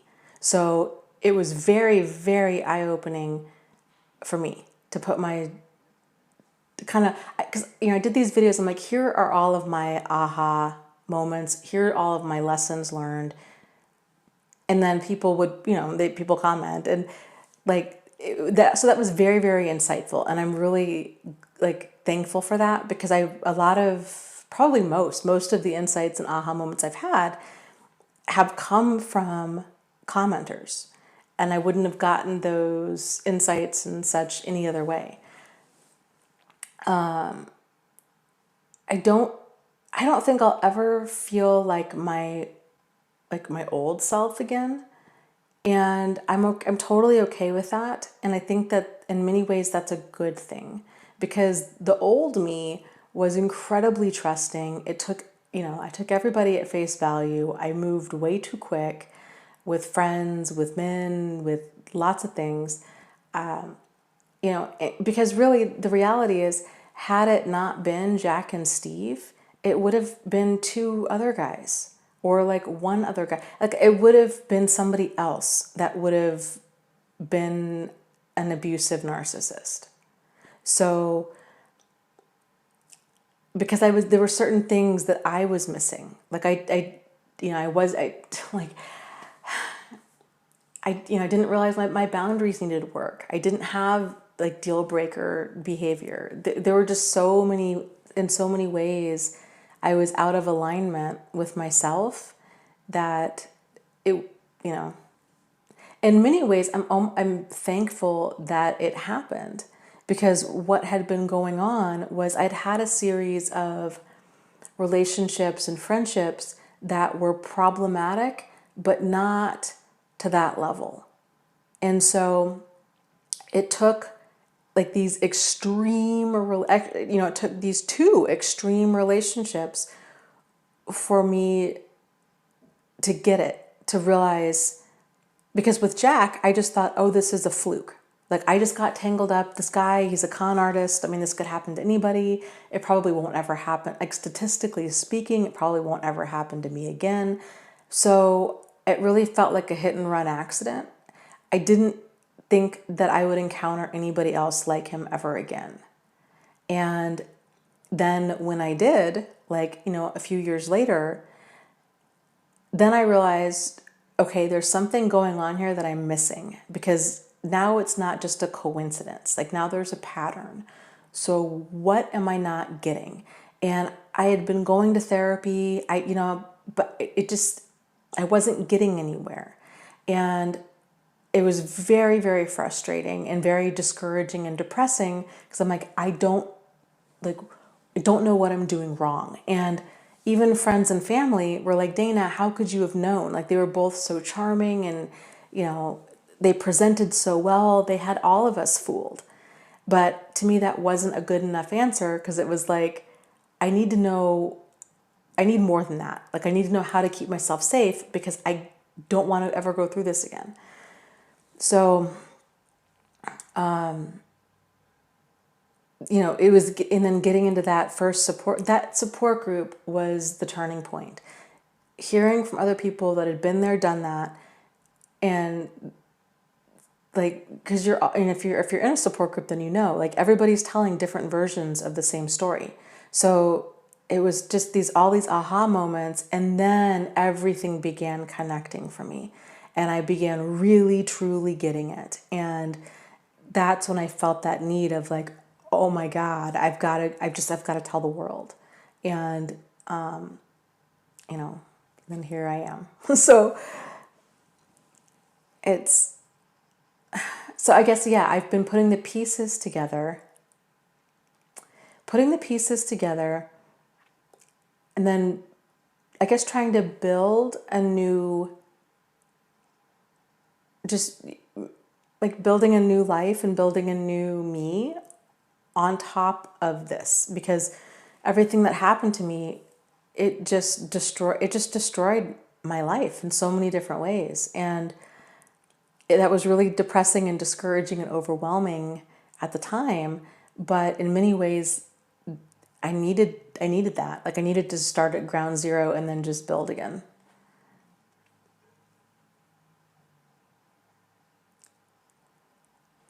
So, really, Marie says, I remember first listening to Dana at work and totally not getting it. That is so interesting. Do you remember? And I guess my question would be, is there any way that I could have worded things differently to have gotten through to you at that time?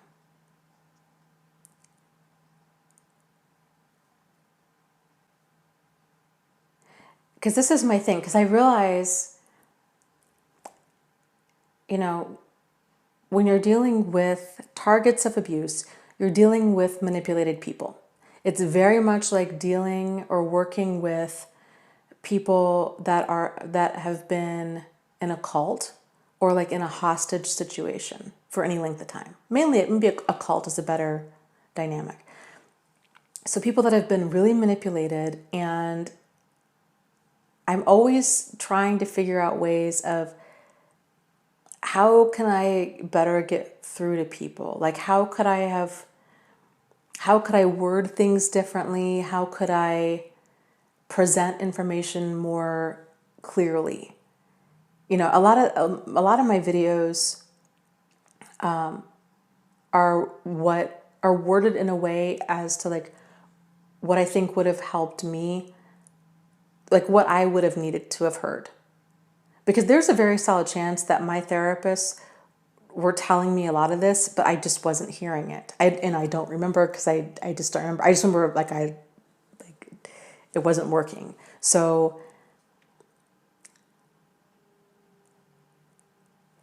yeah, Marie says, I don't think it was you. I think it was me. Yeah, but I'm still curious as to, because it's hard when you're out of,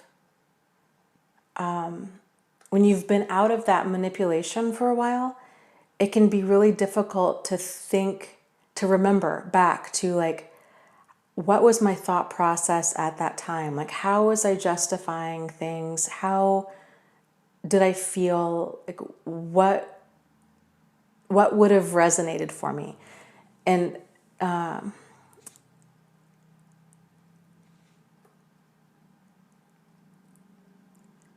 Yeah. Elboz says, Dana, your 10 emotions video really shook and grabbed me. I was like, yes, yes, yes, that right there. Yes, holy crap, yes. So, do you think it was talking about the emotions of like, this is how this feels? Like, if you feel like you're, if the confusion, the emotional devastation, the isolation.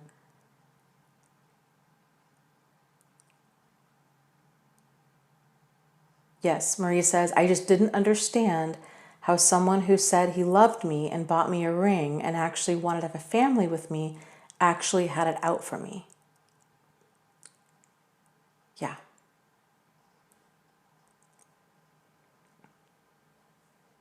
Yeah. That makes total sense. I think that's a big part of this is realizing that people that not everybody is that not everybody is like us, and that not everybody can be reasoned with, and that communication doesn't solve everything, and that there are a lot of people that walk this earth that have no remorse and no empathy for others.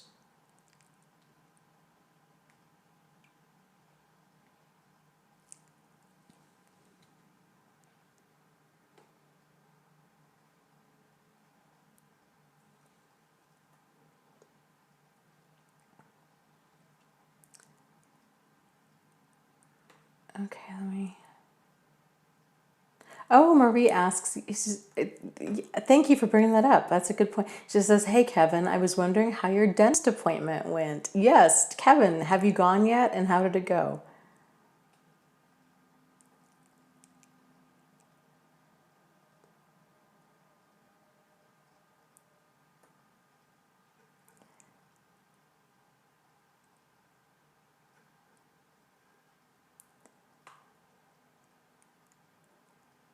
Okay, let's see. Let me scroll up. Yeah, and I'm I'm working on this book that was supposed to be out.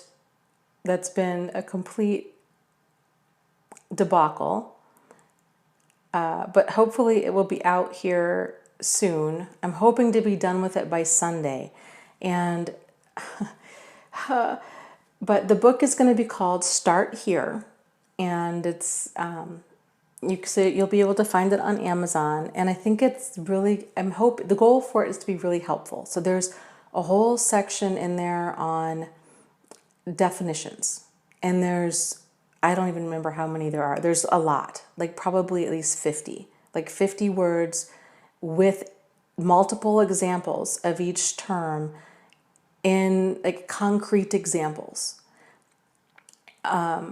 So you can see kind of what this term looks like in motion. And I think it'll be really helpful for people that are trying to explore all of this and putting the pieces together. Again, it was kind of, it's with the book that I wished I'd had when I was first going through all of this. So it covers lots and lots of things. Definitions is a big part. There's a section about like myths and truths. There's a section of like 13 or 14 big takeaways that like I want to make sure that people, if you learn nothing else from this book, like these takeaways are, please understand this. And then there's how to do a safety plan. There's common ways. There's a section of like frequently asked questions, such as like, is it normal to miss an abusive ex? Like, what's wrong with me? Or how do I handle all of this anger?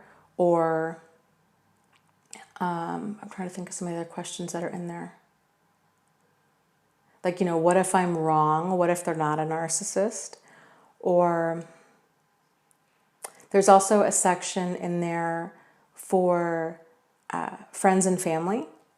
So if you're going through this and you have somebody in your life that wants to help, but you feel like we're just not even speaking the same language, like they just don't get it, that you can give this book to them. And then there's that section that's basically, it's me talking directly to friends and family. And then the book is designed to be like a resource manual where you can flip open to any section and just kind of get what you need at that time, instead of like, you don't have to worry about reading it from cover to cover.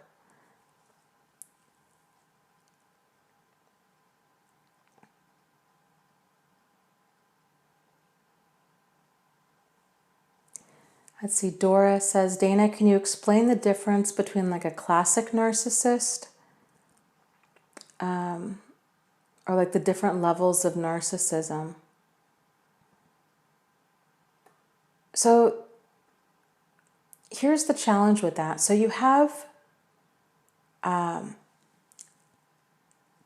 the DSM, like the Diagnostic and Statistical Manual of Mental Health or Mental Illness, mental disorders, there's the classification for like narcissistic personality disorder. And then there's also the classification for antisocial personality disorder.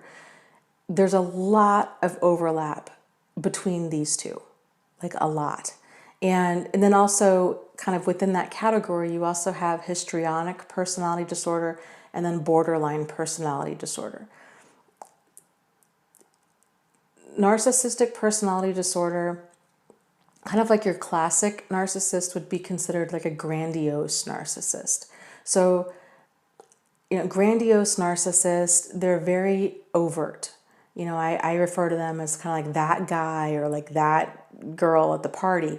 They talk all about themselves. They tend to be very, they're just always trying to impress other people. And they can be exhausting to be around. They're often arrogant and egotistical and they don't seem to be aware of how awful and ridiculous their personality is. Like they're just very draining to be around. And they're oftentimes very status oriented. It's just that. But they lack empathy, they lack remorse, they tend to exploit other people. They have a paper-thin ego. They can't handle any criticism whatsoever. They fly into a rage. That's kind of, so that's kind of like narcissist, or like what people think of when they think of like a narcissist, DSM level narcissist. Then in addition to that, you have kind of these two main subcategories, and then you have different subcategories. The two main subcategories and the different subcategories, those aren't in the DSM. So this is just more from, I don't know, kind of a wide variety of people. I think different psychologists, probably criminal profilers who maybe get really into this. I think some of it maybe comes from, support groups. So there's just kind of like a blend of where a lot of these other subcategories come from. But I think they can also be very helpful in kind of more specifically talking about how narcissists' behavior come across. So you have like the grandiose narcissist, which is the one that I was just talking about that most people think of when they think of a narcissist. Grandiose narcissists, however, okay, so let me actually, then you have vulnerable narcissists. So vulnerable narcissists are oftentimes, they can be shy and reserved, but they can also be very arrogant and brash and have a very high opinion of themselves and a lot of the same behavior. The difference is when they get criticized, they can tend to just kind of crumble and turn into like this wounded child. And you can see their vulnerability. And so it can make a person's heart really go out to them. It's like, oh my gosh, this adult is, totally not handling this well at all. Like it's very, when you see it, it's just really, it's not age appropriate behavior. It's just really strange. To give you an example, so I had experienced this one time. I was at a party with one of the guys I was dating, and he lost his cell phone in the crowd. And we got back to our hotel and he realized he'd lost his cell phone. That's a bummer, right? Like everybody gets upset about that. Totally understandable. He starts sobbing like a child. He is so upset. And I was like, oh my gosh, we can see about, I'll go back there. Like I'll go back and I'll walk around and we can see if we can find it. And you have insurance on your phone and we can get a new phone tomorrow and it's going to be okay. And he was just, I've never seen an adult just crumble like that. And he kept saying, he's like, you don't understand these things. Because I was saying, I'm like, what happens to the best of us? It's, you didn't do it on purpose. It wasn't your fault. These things, sometimes they happen. It happens. And I'm sorry it happened. But we'll handle it. And he was just so beside himself. And he kept saying, he's like, these things don't happen to me.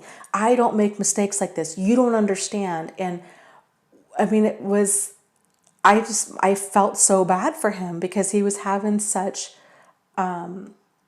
he was taking this so hard. So that's kind of maybe like an example of a vulnerable narcissist, or somebody that gets criticism from something and they're just so deeply wounded, like they can't get out of bed, or they literally become like a little child where they're just kind of, they need you to make them okay with everything. Montana or Missouri Cowboy, thank you so much for the super chat. I keep forgetting that that's a thing, and then I'm always like, oh, people are throwing money at me. That's awesome. But then so then there's different subtypes under that. So those are the two main kinds. You have grandiose and you have vulnerable. So vulnerable narcissists, they both types have a paper thin ego. They cannot handle criticism at all or being challenged in any way. Vulnerable narcissists, it's thought that their level of narcissism kind of stems from probably growing up in an abusive home, that they're kind of, their level of grandiosity and over the top behavior comes from feeling insecure.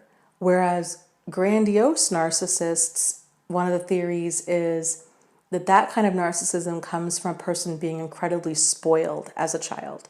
And so they really feel like that their grandiosity, that their high level of sense of self isn't coming from insecurity. It's coming from, they really think that they are God's gift and get upset when anybody treats them less than that, because their own level of self-esteem was never properly kind of modulated. They just were always being puffed up by their parents or whoever. So then you have these different subcategories. You have somatic narcissists, and they're the ones that generally tend to be very physically oriented, but they could also be focused on, physical appearance, money, power, these kinds of things. So it's like things outside of themselves that they're trying to gather. Very common for people to experience this with a focus on a physical appearance. So sex tends to be a big weapon that they use. So they might be incredibly good in bed. They might be incredibly good looking. As they get older, they might be, really focused on trying to stay young. It's just kind of all about appearances for them, I guess. Then you have cerebral narcissists who get their ego fed off of their intelligence. So they might not be focused on clothes or sex or money or power or those things, but for them it's more intellect. So you might see these types of cerebral narcissists might be college professors or just, I say that because I've had quite a few that were just absolutely awful when I was in college.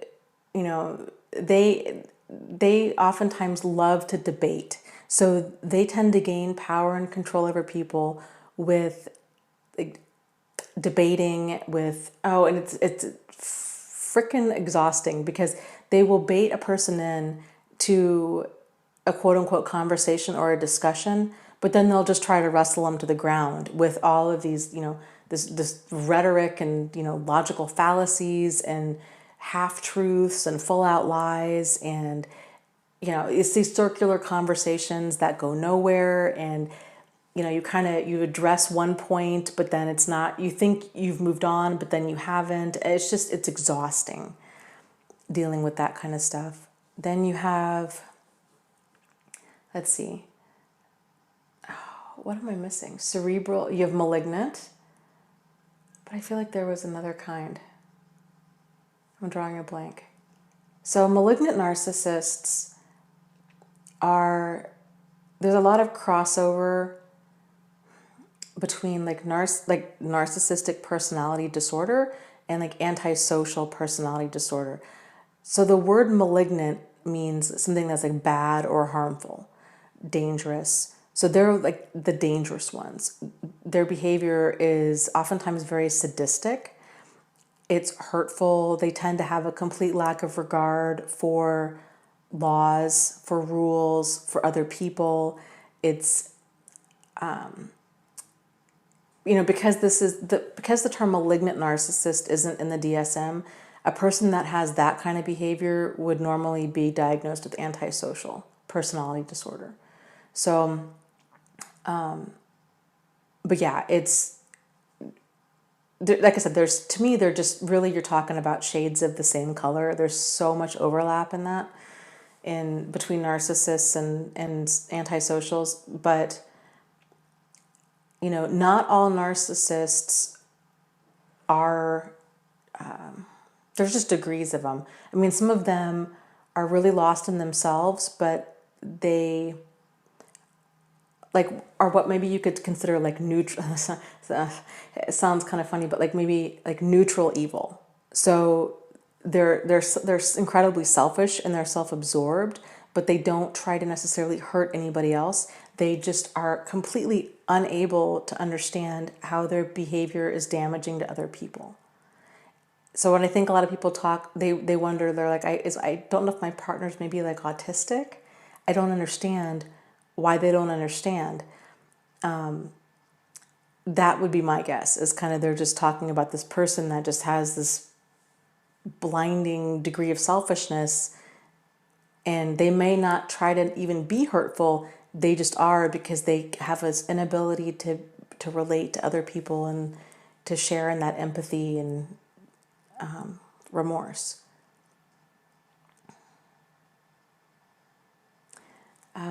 Banaz Bear says, Dana, you play D&D.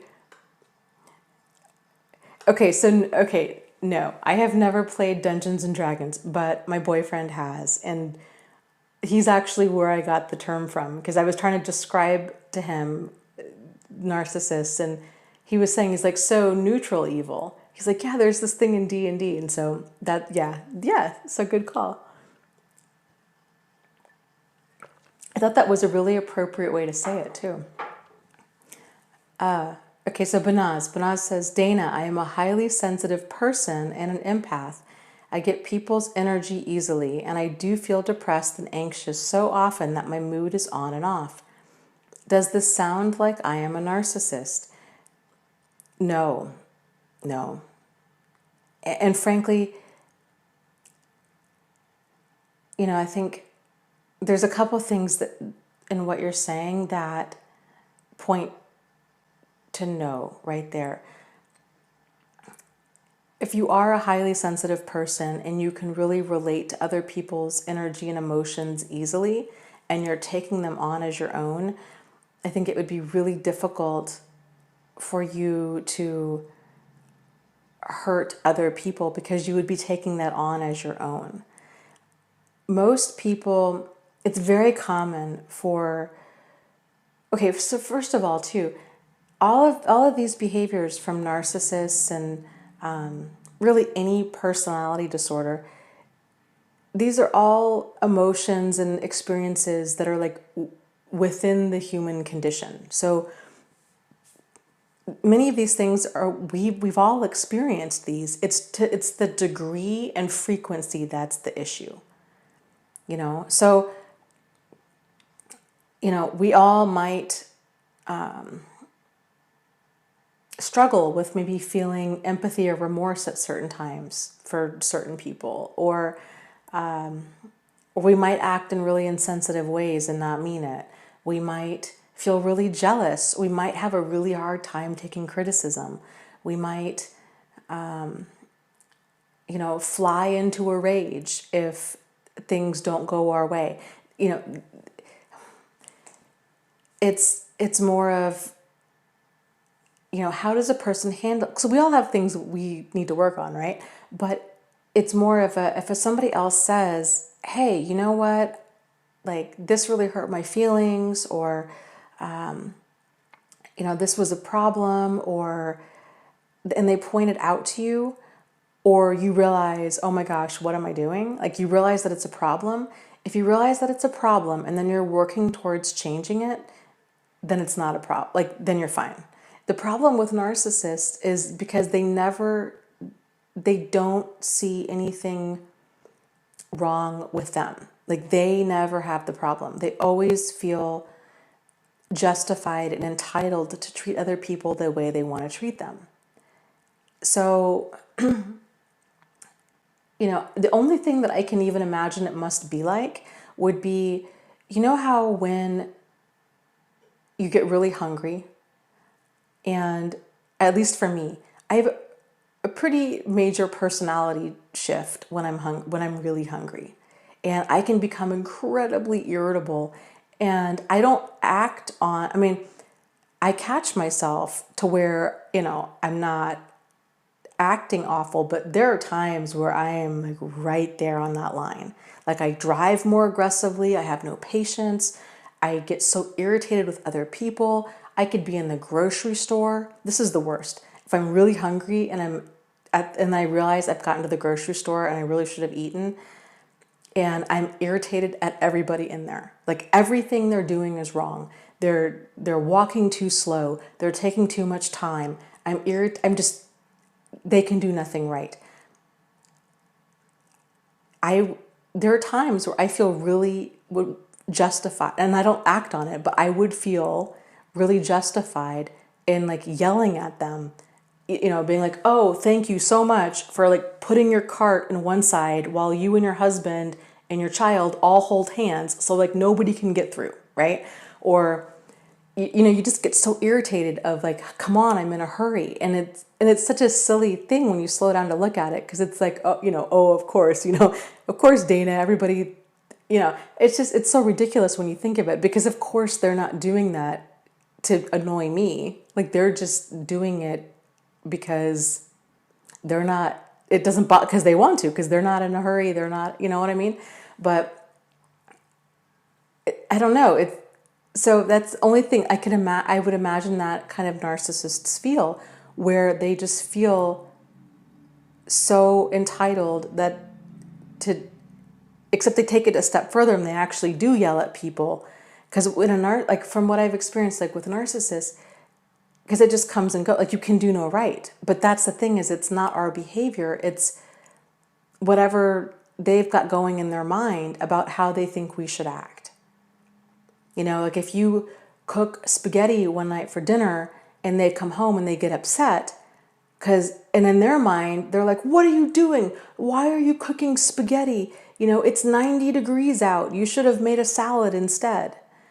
And then they get upset about that. And it's like, well, and of course, sometimes there is that little kernel of truth to that, where you're like, well, okay, that's a really good point. But it doesn't justify them going off on this verbal tirade, or for them, they just feel justified in everything. But you can't, we're not mind readers, right? And it just doesn't excuse the behavior. So I guess what I'm saying is, if you see things within yourself that you're like, oh boy, you know, this is an issue, this is something I want to work on, then work on it, and then you're fine, you know. But if you are concerned about other people and their feelings, you know, the vast majority of the time, then you know, then you're fine.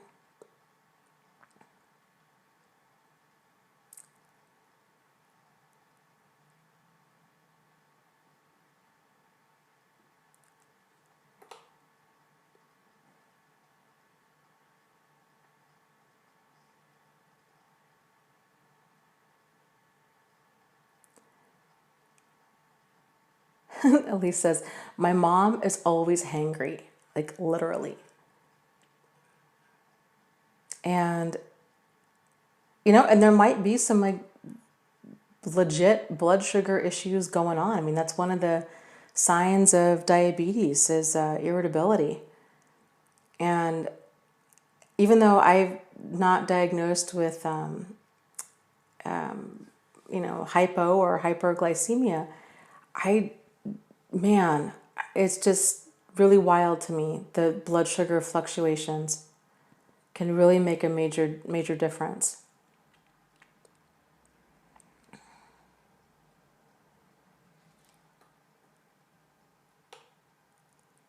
Meredith says, my therapist suggested that we audio tape the session. I started hearing how I react to things, and it has been so helpful to see behaviors I didn't see before. I really like that suggestion. I think it would be interesting too to see how you've progressed in time.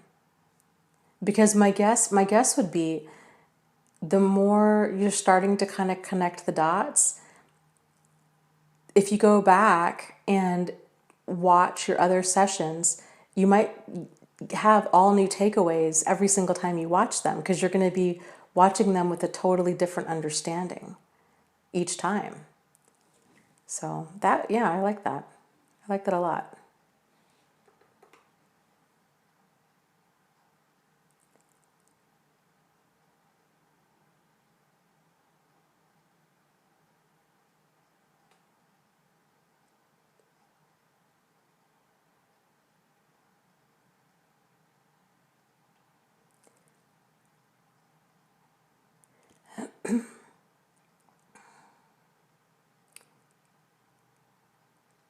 Marie says, I heard a video today that said, it's never the victim's fault. And that was my mantra today. I repeated that today all day to myself. Yep. Yeah, it's not. And their justifications can seem somewhat reasonable. Like, oh, well, you forgot to take out the trash, and that's why I yelled at you. Well, no, like it doesn't make yelling okay. Like you can get frustrated and you can get angry, and then you can express yourself in an assertive way. It's never and it's so like if you think about it like this, if a person every time they got upset took a baseball bat and started smashing out the windows of your car, we would be like, okay, it doesn't matter what I did, like that's not okay.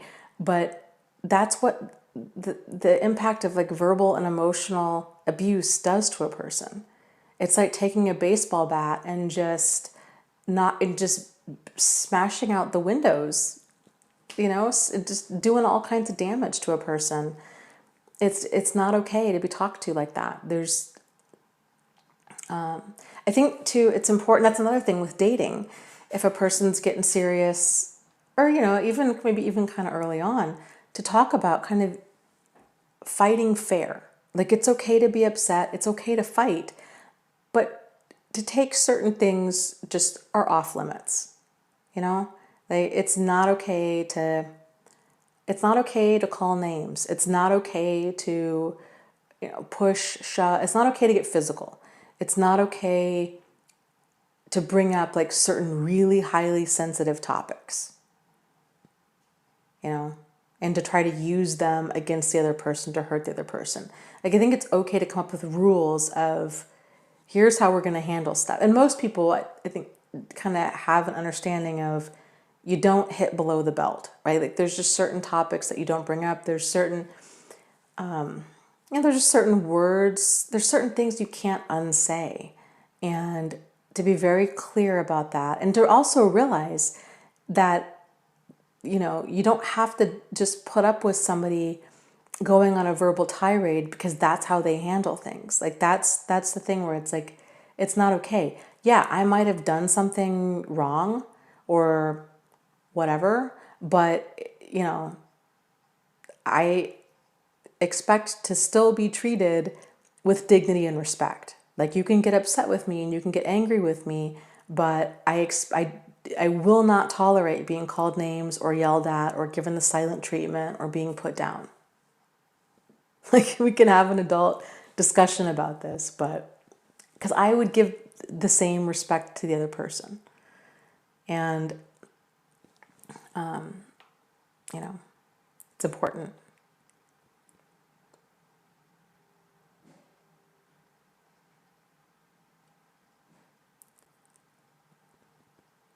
Yeah, Maria says, yep, talk about boundaries early on and the consequences of violations.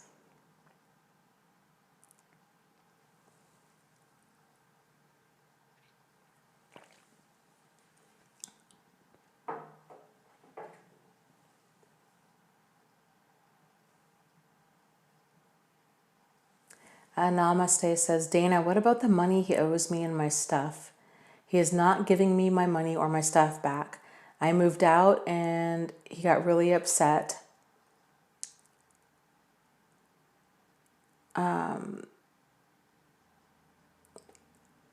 Let's see. He got really upset. I couldn't handle the emotional abuse. He's been telling me my father never loved me, and now it makes me wonder, what do I do? Yes, I agree. New Beginning says, call the police, the non-emergency police, and get an escort to pick up your stuff. Yeah, I would start there as well. I definitely would not go over there alone.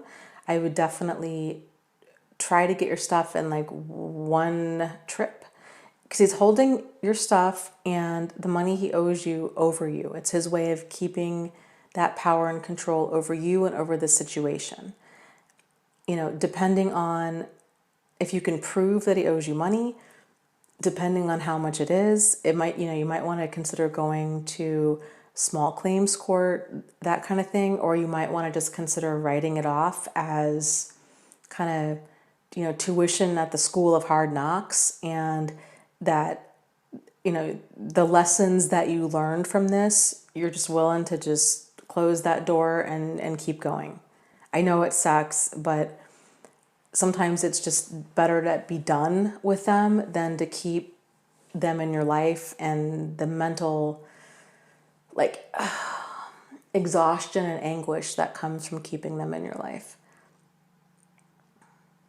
And that's what they say. They say hurtful things. They say, oh, well, so-and-so never loved you, or they fight dirty. They pull out all of this stuff to make a person insecure. I mean, they'll say hateful, terrible things. You should really go kill yourself. Just, you're a terrible parent.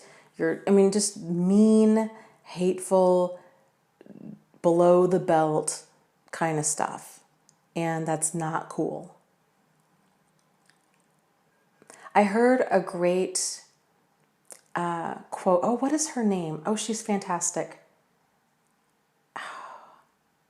Hold on. I got to look her up, because if you guys don't, let me see if I can find her. She's on YouTube. I forget her name. She was in the movie The Secret.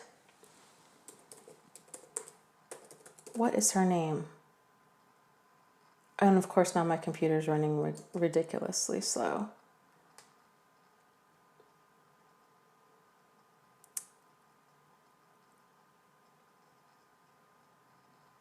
Hold on. This is worth it. Hold on. Let's see.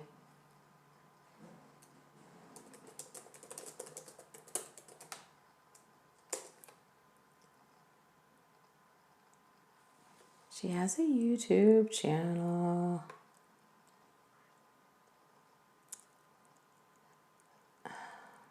My Computer's running so slow. This is so frustrating. Lisa, is that her name? Lisa Nichols. Lisa Nichols. She is fantastic and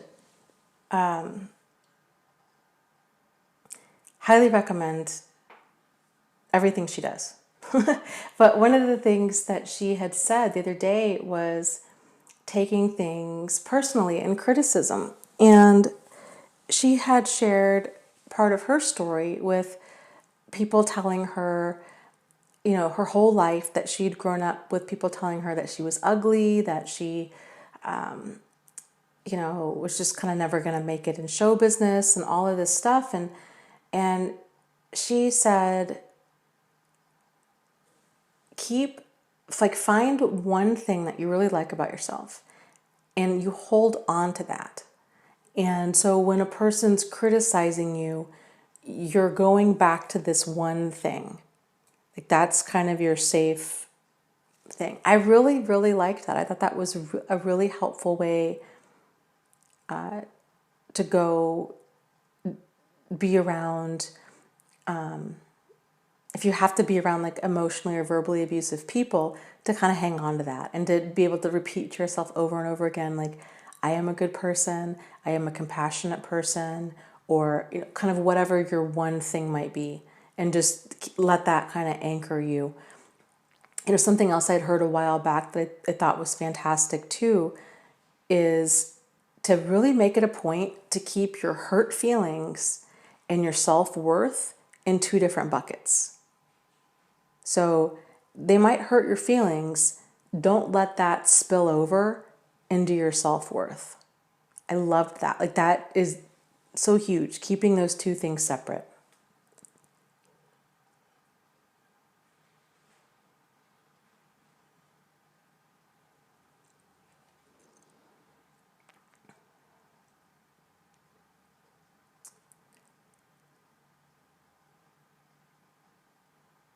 Brave says, do you think people who aren't narcissists, like friends or family, can see what went on when I was with my ex-narcissist?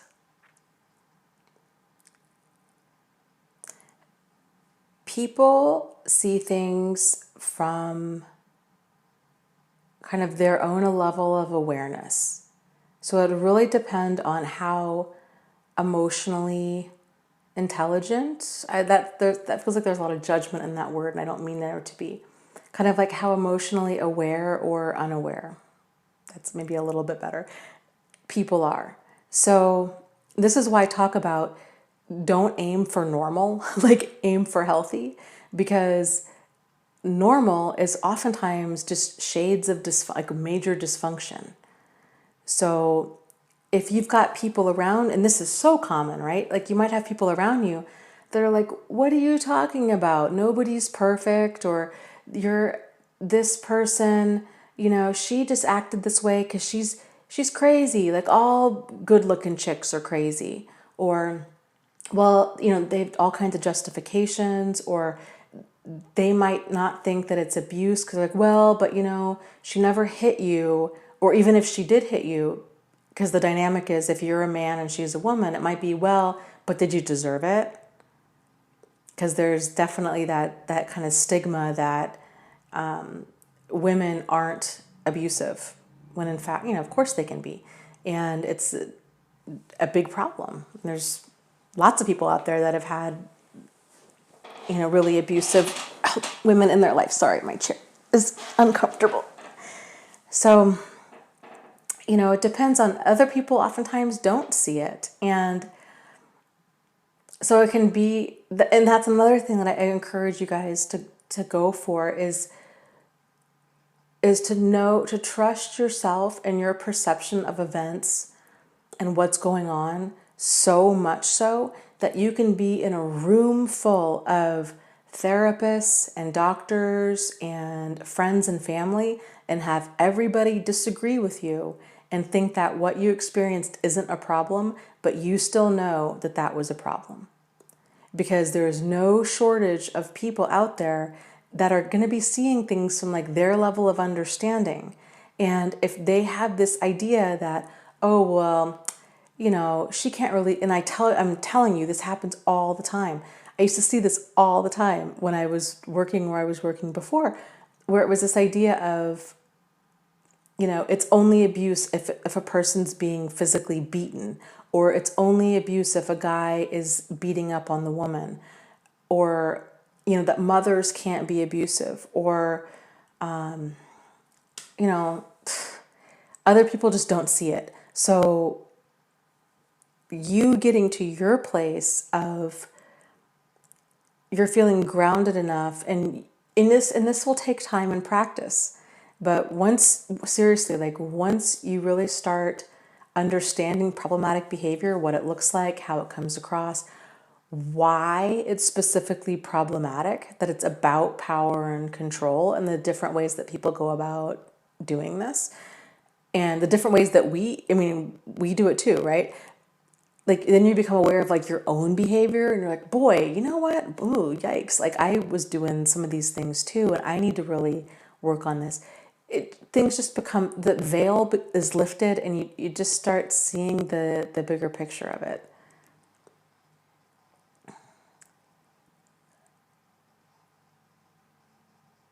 Jamie says, yeah, all of a sudden I'm the most beautiful, wonderful woman on earth that he can't live without. A month ago I was boring and lazy and awful. Yeah, they run hot and cold like that. It's, yeah, crazy making. Just avoiding, even setting that as the goal, is avoiding crazy making behavior. Like, we know how that feels. If something feels crazy making, if it feels confusing, if you're feeling drained when you're around certain people or in certain situations, these are all signs that something needs to change. Like, that's not the right environment.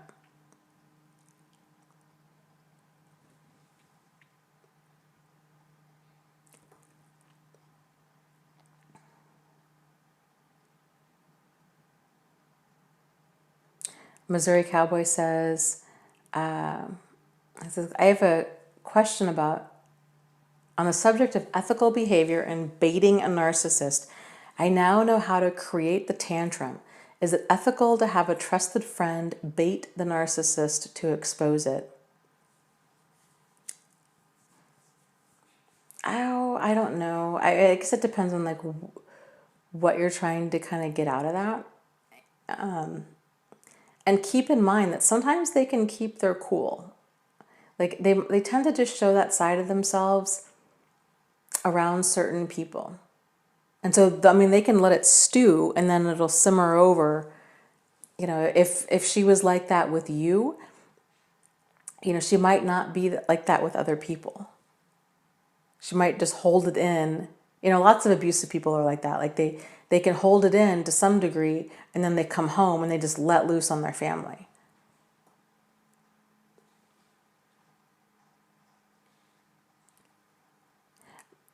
Marie and other people are talking about that psychopathic stare. She says, I know if a guy is giving me that stare and not opening up to me, he's a psychopath. Yeah, and there's lots of like red flags even before that. The kind of the boundary pushes, there's generally a level of intensity with narcissists and sociopaths and psychopaths. Like, they tend to move fast, they tend to create a whirlwind, they tend to kind of create this intense, like, soulmate kind of connection really early on. And, and they generally want all of your time. Like, they want to talk and text, and,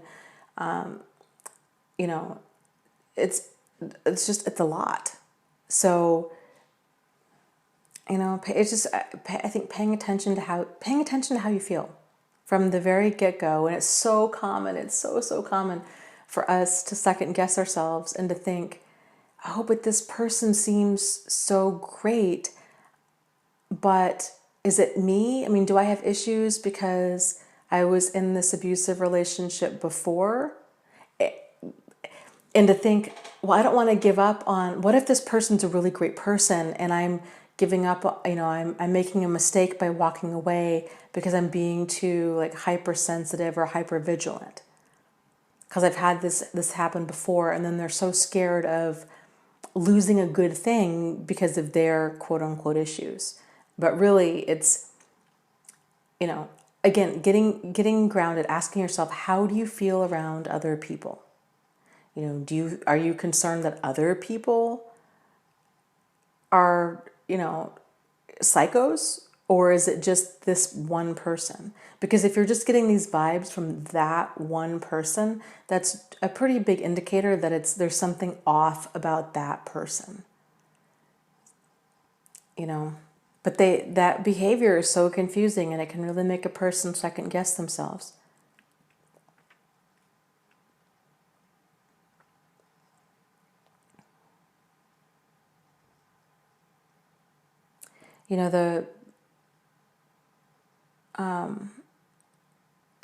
Both of the guys in my life that I had relationships with, that kind of like cold, dead look in their eyes,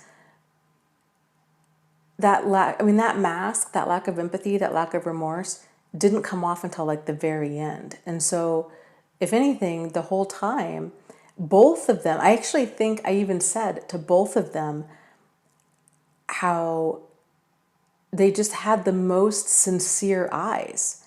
I mean, Steve especially, he just came across as like, so concerned, and it was just crazy.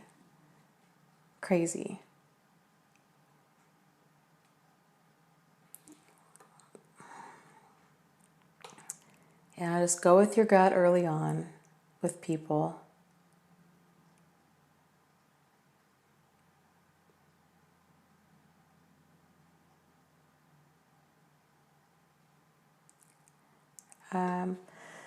PL says,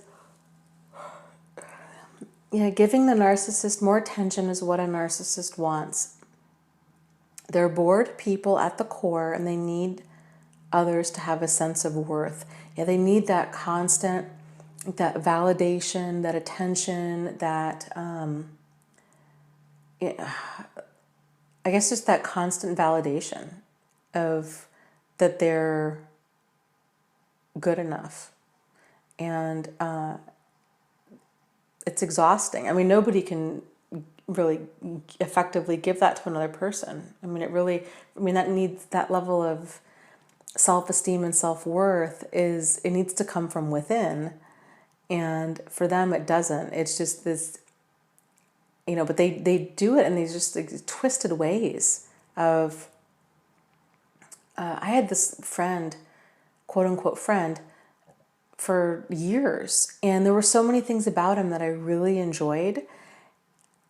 But I dated him when he was another guy I dated in high school, but it was never, I broke up with him way back when because I just referred to it as like pot stirring. And because that's what it was. I mean, it was just this constant, he was just drama. He would just create drama. And it was always between like me and other women, and like planting these seeds of insecurity and kind of just stirring stuff up. And, we would get in these discussions about things, and he was a really great conversationalist, and he was really intelligent. And I enjoyed a lot of things about him, but our conversations, it was like he liked to debate, and it was just exhausting. And so I broke up with him back then for that reason. And then he'd contacted me like, I don't even know, 10 years ago. We'd lost touch for a long time. And then, because I kept feeling, I'm like, I think this guy is like, he would invite me to parties. I had this other falling out with another friend, and he knew, I'm like, I don't want to be anywhere near her. Like, just don't even invite me to the same party. He would, I don't know, he would invite both of us to just stuff like that, where I'm like, I just feel like you're not getting it. And I feel like you're stirring the pot, and I'm done. And then as an adult, he came back into my life, and at first I was really excited because, again, it was like these really great conversations, and then it kind of spun into, that pot stirring, and it was just these constant conversations of the debating. I don't want to be in a debate, and like you're not. And then the everything would shift all the time, and like you just could never make your point, and it was just freaking exhausting. And that was how he got his jollies off. And and like once I realized it, then it became crystal clear. And I was like, oh, yeah, okay, yeah, we're done. Like I blocked him, and because it can take. I mean, it just takes a while to sometimes make these connections. But once you it takes practice to see this stuff. But once you see it, you see it. Teresa says, Dana, any thoughts on this? I have a restraining order that's almost up. I worry that it will anger him if I get it renewed, but I'm concerned what would happen if it expires. Your perspective? I would get it renewed. Well, actually, let me back up a little bit.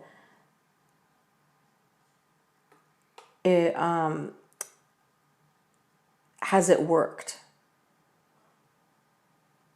How has it been so far with the restraining order? If it's something that's actually kept him at arm's length from you, then I would continue getting it renewed completely. He's either going to be upset and he'll handle it because he's already handled it because it's already been on him, or he's going to start bothering you again. So I would just keep it in full force.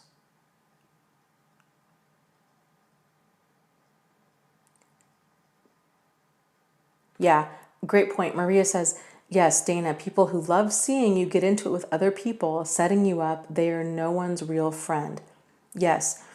And this is another concept. There's many words around all of this, like around narcissistic abuse in general, that I think are really important. And the word friend, the word love, the word forgiveness, the word commitment, I would say, are like the four main ones that I think are so commonly misused and misapplied. And so the word friend, at least here in the United States, this is a word that people tend to really use as like an umbrella term of this, like anybody's a friend. Like they could be somebody that you talk to once, or an acquaintance, or somebody that you kind of hang out with. And we tend to use just the word friend to refer to these people because it's easier. We don't really have a lot of words in the English language to refer to these different levels of dynamics between people. And so the word friend tends to be like this catch-all term for it. But the problem is, the words that we use kind of tend to shape our understanding of the world. So we might not think it's a big deal to be like, well, yeah, I mean, it's a guy that I talked to at the bus stop twice. Like, yeah, he's my friend. Like but if in our mind we're thinking friend is something that implies like a closer dynamic, then that's a problem if that closeness isn't really there. So I think it's important for us to realize the difference between, somebody like an acquaintance or like a work buddy or a true friend.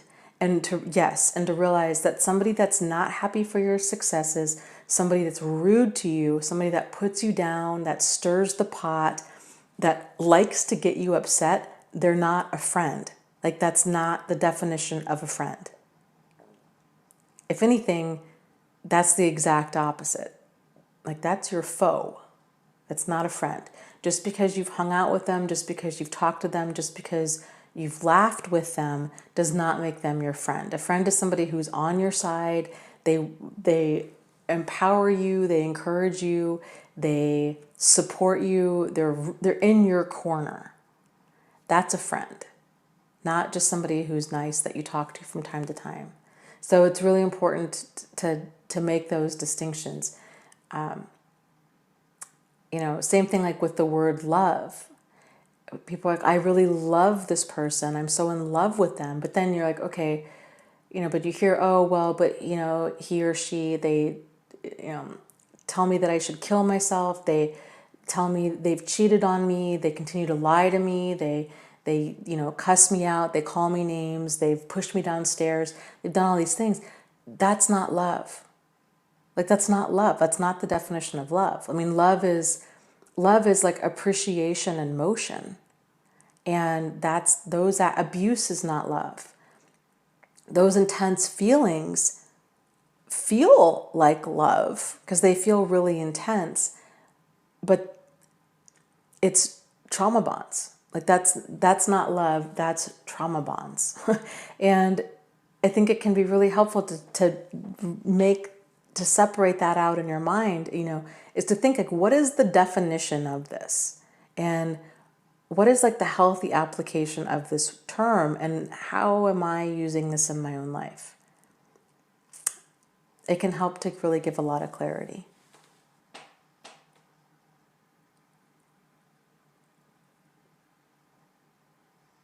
Yeah, Lauren says, Dana, I love this topic about what a friend is. Would you consider doing a video or podcast on these sort of obscured words?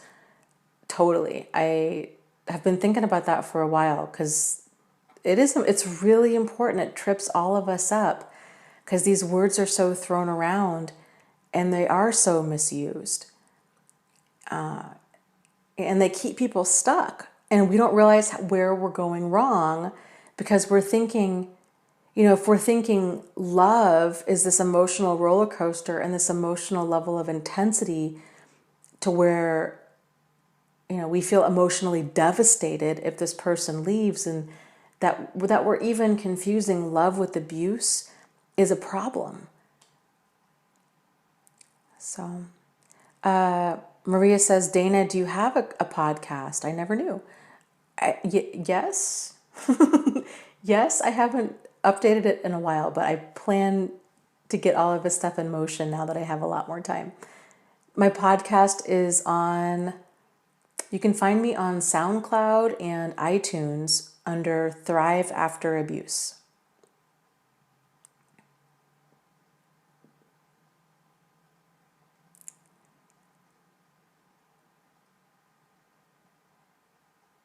Sarah says, how do you know if a person's your real friend?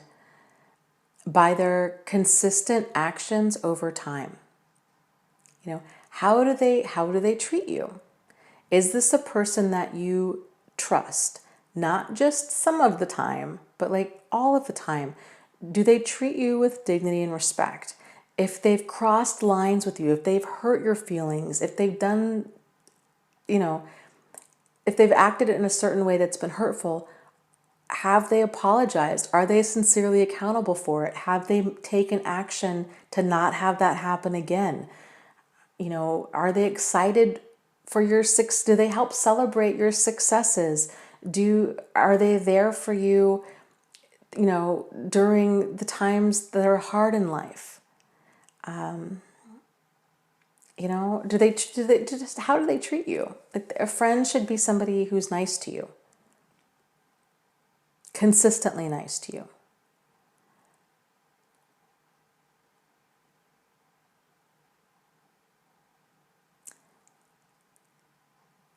A good friend, yeah, that's well said, Katie, I agree. Katie says, people who care for you don't hurt you. That's it. That's it in a nutshell. Marie says, none of my friends are happy for my successes. Well, then it might be time to start finding some new friends.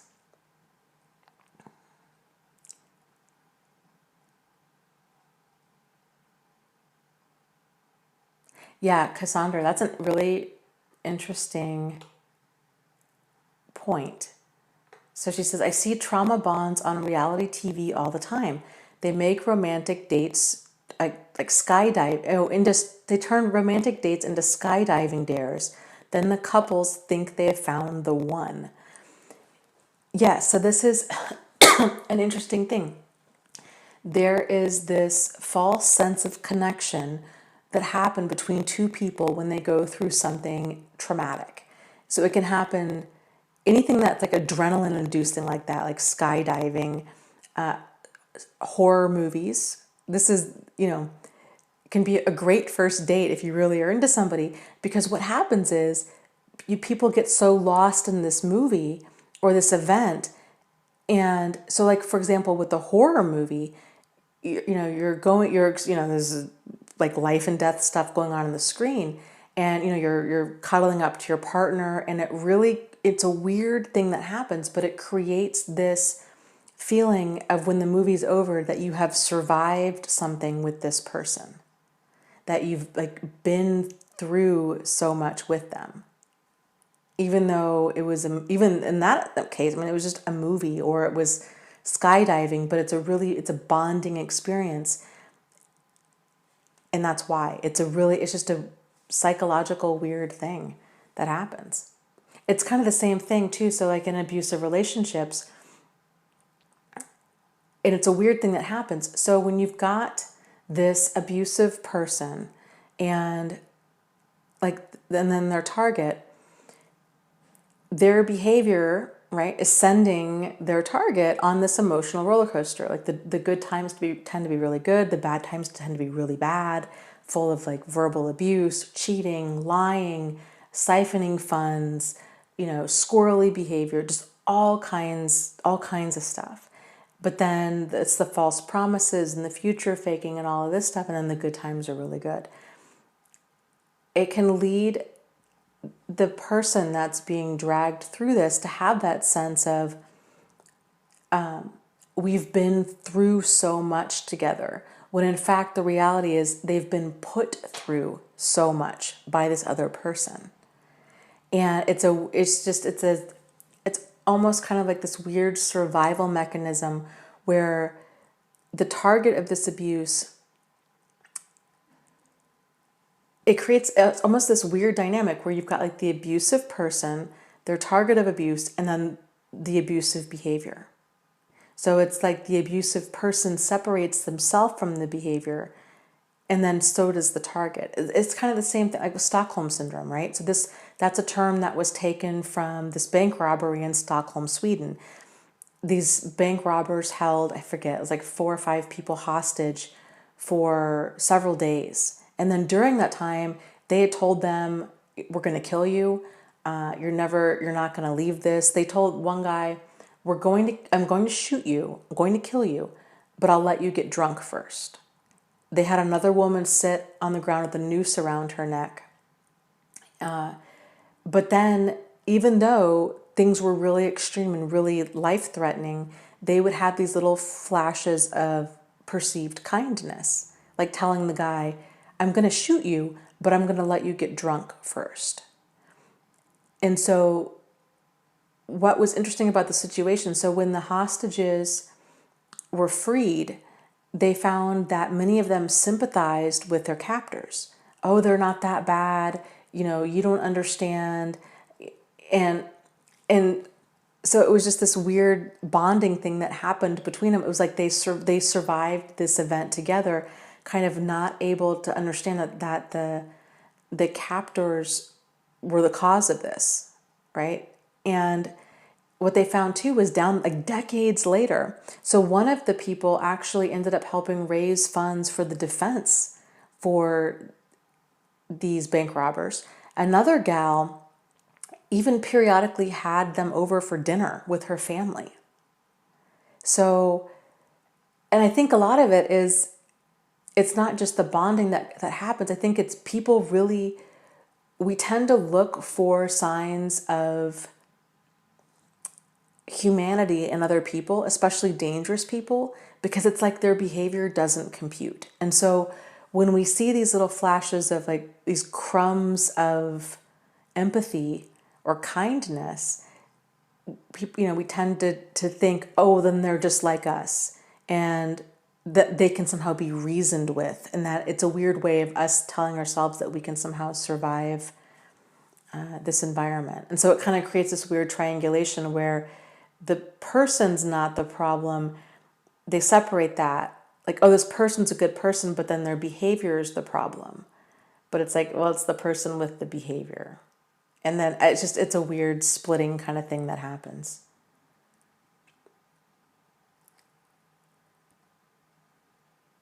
But I think you guys will find that, okay, Kristen is saying, yes, I found out that since I was not great at knowing and setting boundaries, I had friends that were problematic too. Guilt tripping was the worst. And I think what you're going to find is, yes, okay, the healthier you get, the more insight that you have to all of this, and you start connecting the dots, everything in your environment is going to start changing. So the level of the friends that you have now, there's a very solid chance that once you get healthier, you're either not going to have a whole lot in common with them, or they're not going to have a whole lot in common with both, I guess, right? Like, you're just not going to be able to really relate to them because you're going to have a different way of perceiving the world and a different understanding and different, everything's just, you're going to be like wanting to talk about different things, and you're going to have different boundaries and standards. It's sort of like when a person, like when an alcoholic gets sober and all of their friends are drinkers, then all of a sudden they're like, we're just not on the same page anymore. Like, this is just not my life anymore.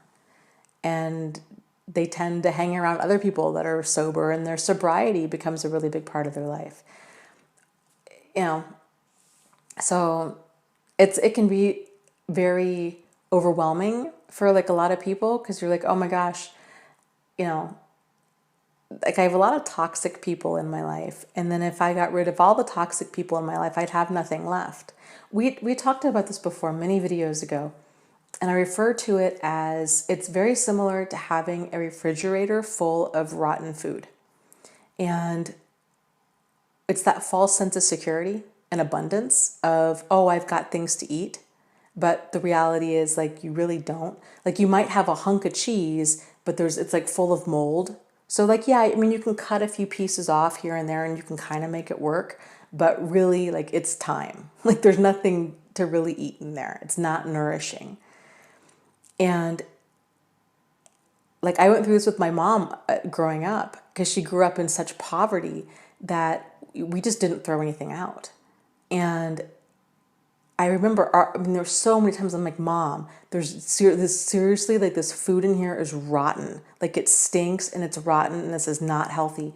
And going through and throwing a lot of things out, and her freaking, like, almost to the point where she was crying. She was freaking out. She's like, then we're going to have nothing to eat.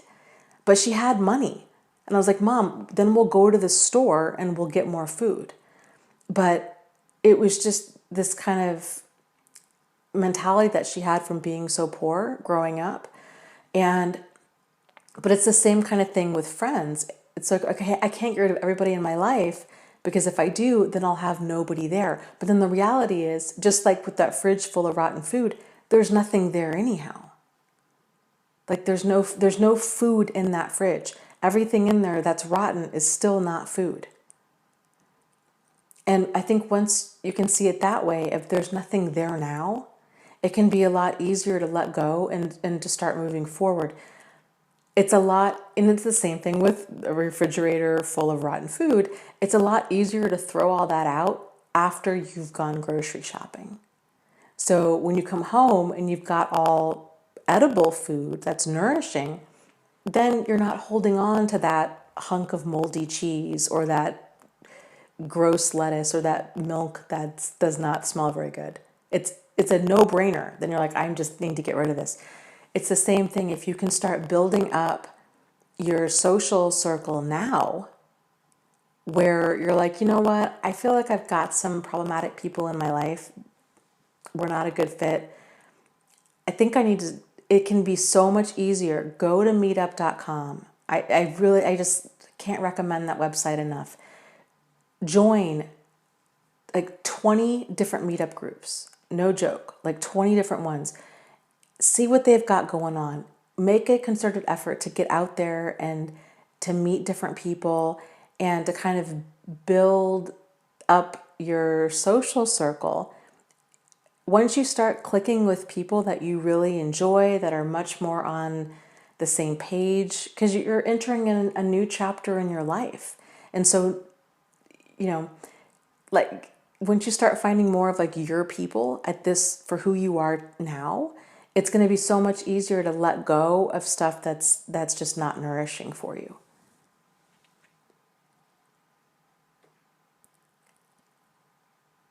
Yeah. Cassandra says, filling up those empty buckets, as you say, with positive choices. Yep. It's just so huge.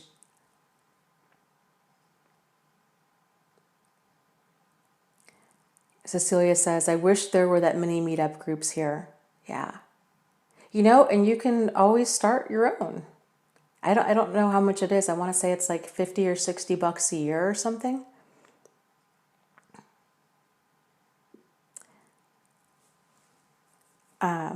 But that, you could start a group. I would recommend start whatever pulls you, I guess, to start one. But you could start a group that is just like the good juju group, and you guys just go out and have fun. Like, or you could start a group that's based on like, healthy boundaries, healthy people kind of a thing. And that's the core of your group is you guys read self-help books and talk about boundaries, and I don't know, you could call it boundaries and brownies. Like you guys could eat brownies and talk about boundaries. Like the sky's the limit. It's whatever you would want to do.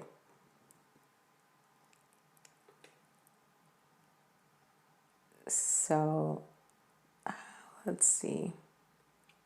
There was, and Cecilia says, she's like, I can't afford the meetup cost. Well, and another option might be is to see about creating a group with several people. I have some friends of mine that started a food meetup group, and they try different restaurants, and they travel within like, I don't know, like a 60-mile radius and go to just different restaurants, and they have different food swaps, and it's just all based around food. It's, everybody eats, so it's kind of a fun thing. But they have several people that like run the group, and so they all split the fee, and yeah. And you could always charge a fee for your group too.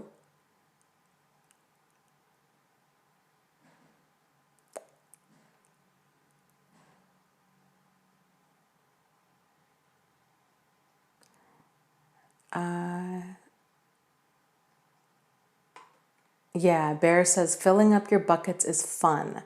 First thing I did was anything my Franken ex hated doing. I love it. Yeah, that's a really great way to just empower yourself and to get back out there and, yep, just being yourself. Oh, I didn't know that, Kristen. I hadn't even thought about that. She says, there are local Facebook groups too. I belong to hiking groups that meet up. Thank you so much for bringing that up. I had never even thought about that.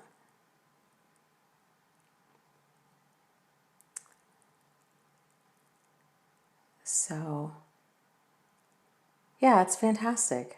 That's fantastic. And Katie says that she started a group to help survivors.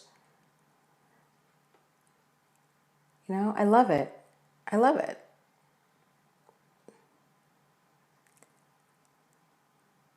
Okay, so we've got lots of people asking if we can do a meditation to close out the night, and we sure can. So, and I guess it's about that time. We've gone for quite a while now. Mr. Tahiti says, okay, you could call the group Browndaries. That's funny. So, okay, so let's do a little closing meditation for tonight. And so we'll go for about a minute or two. And the goal is just to spend this time of just focusing light and love and healing positive energy to everybody out there that's here tonight, everybody that's listening to this, back to yourself, just people in the world, just good energy out there. So let's just take a little bit and do that, okay? Okay, so I'm going to close my eyes.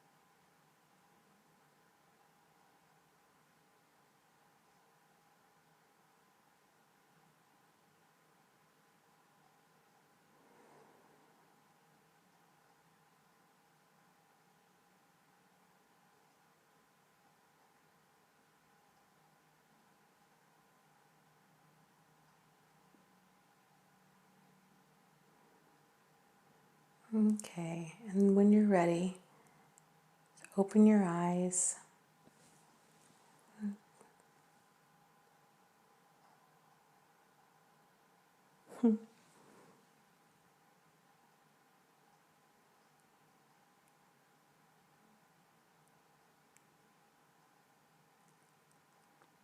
Come on back. And then we'll say goodnight.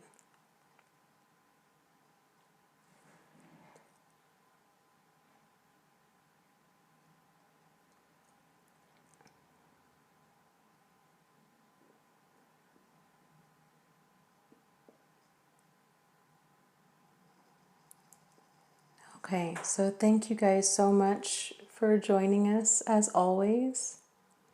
And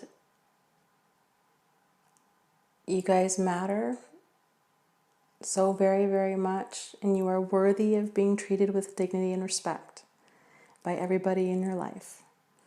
And I just send you lots and lots of just light and love and healing energy. And you can get through this. You can. So keep moving forward. And I'll talk to you next week. So just lots of love. Lots and lots of love to you guys. You are not alone. You are not crazy. And you can move forward and heal from this. So take care. And I will see you around on the internet. Okay. Bye.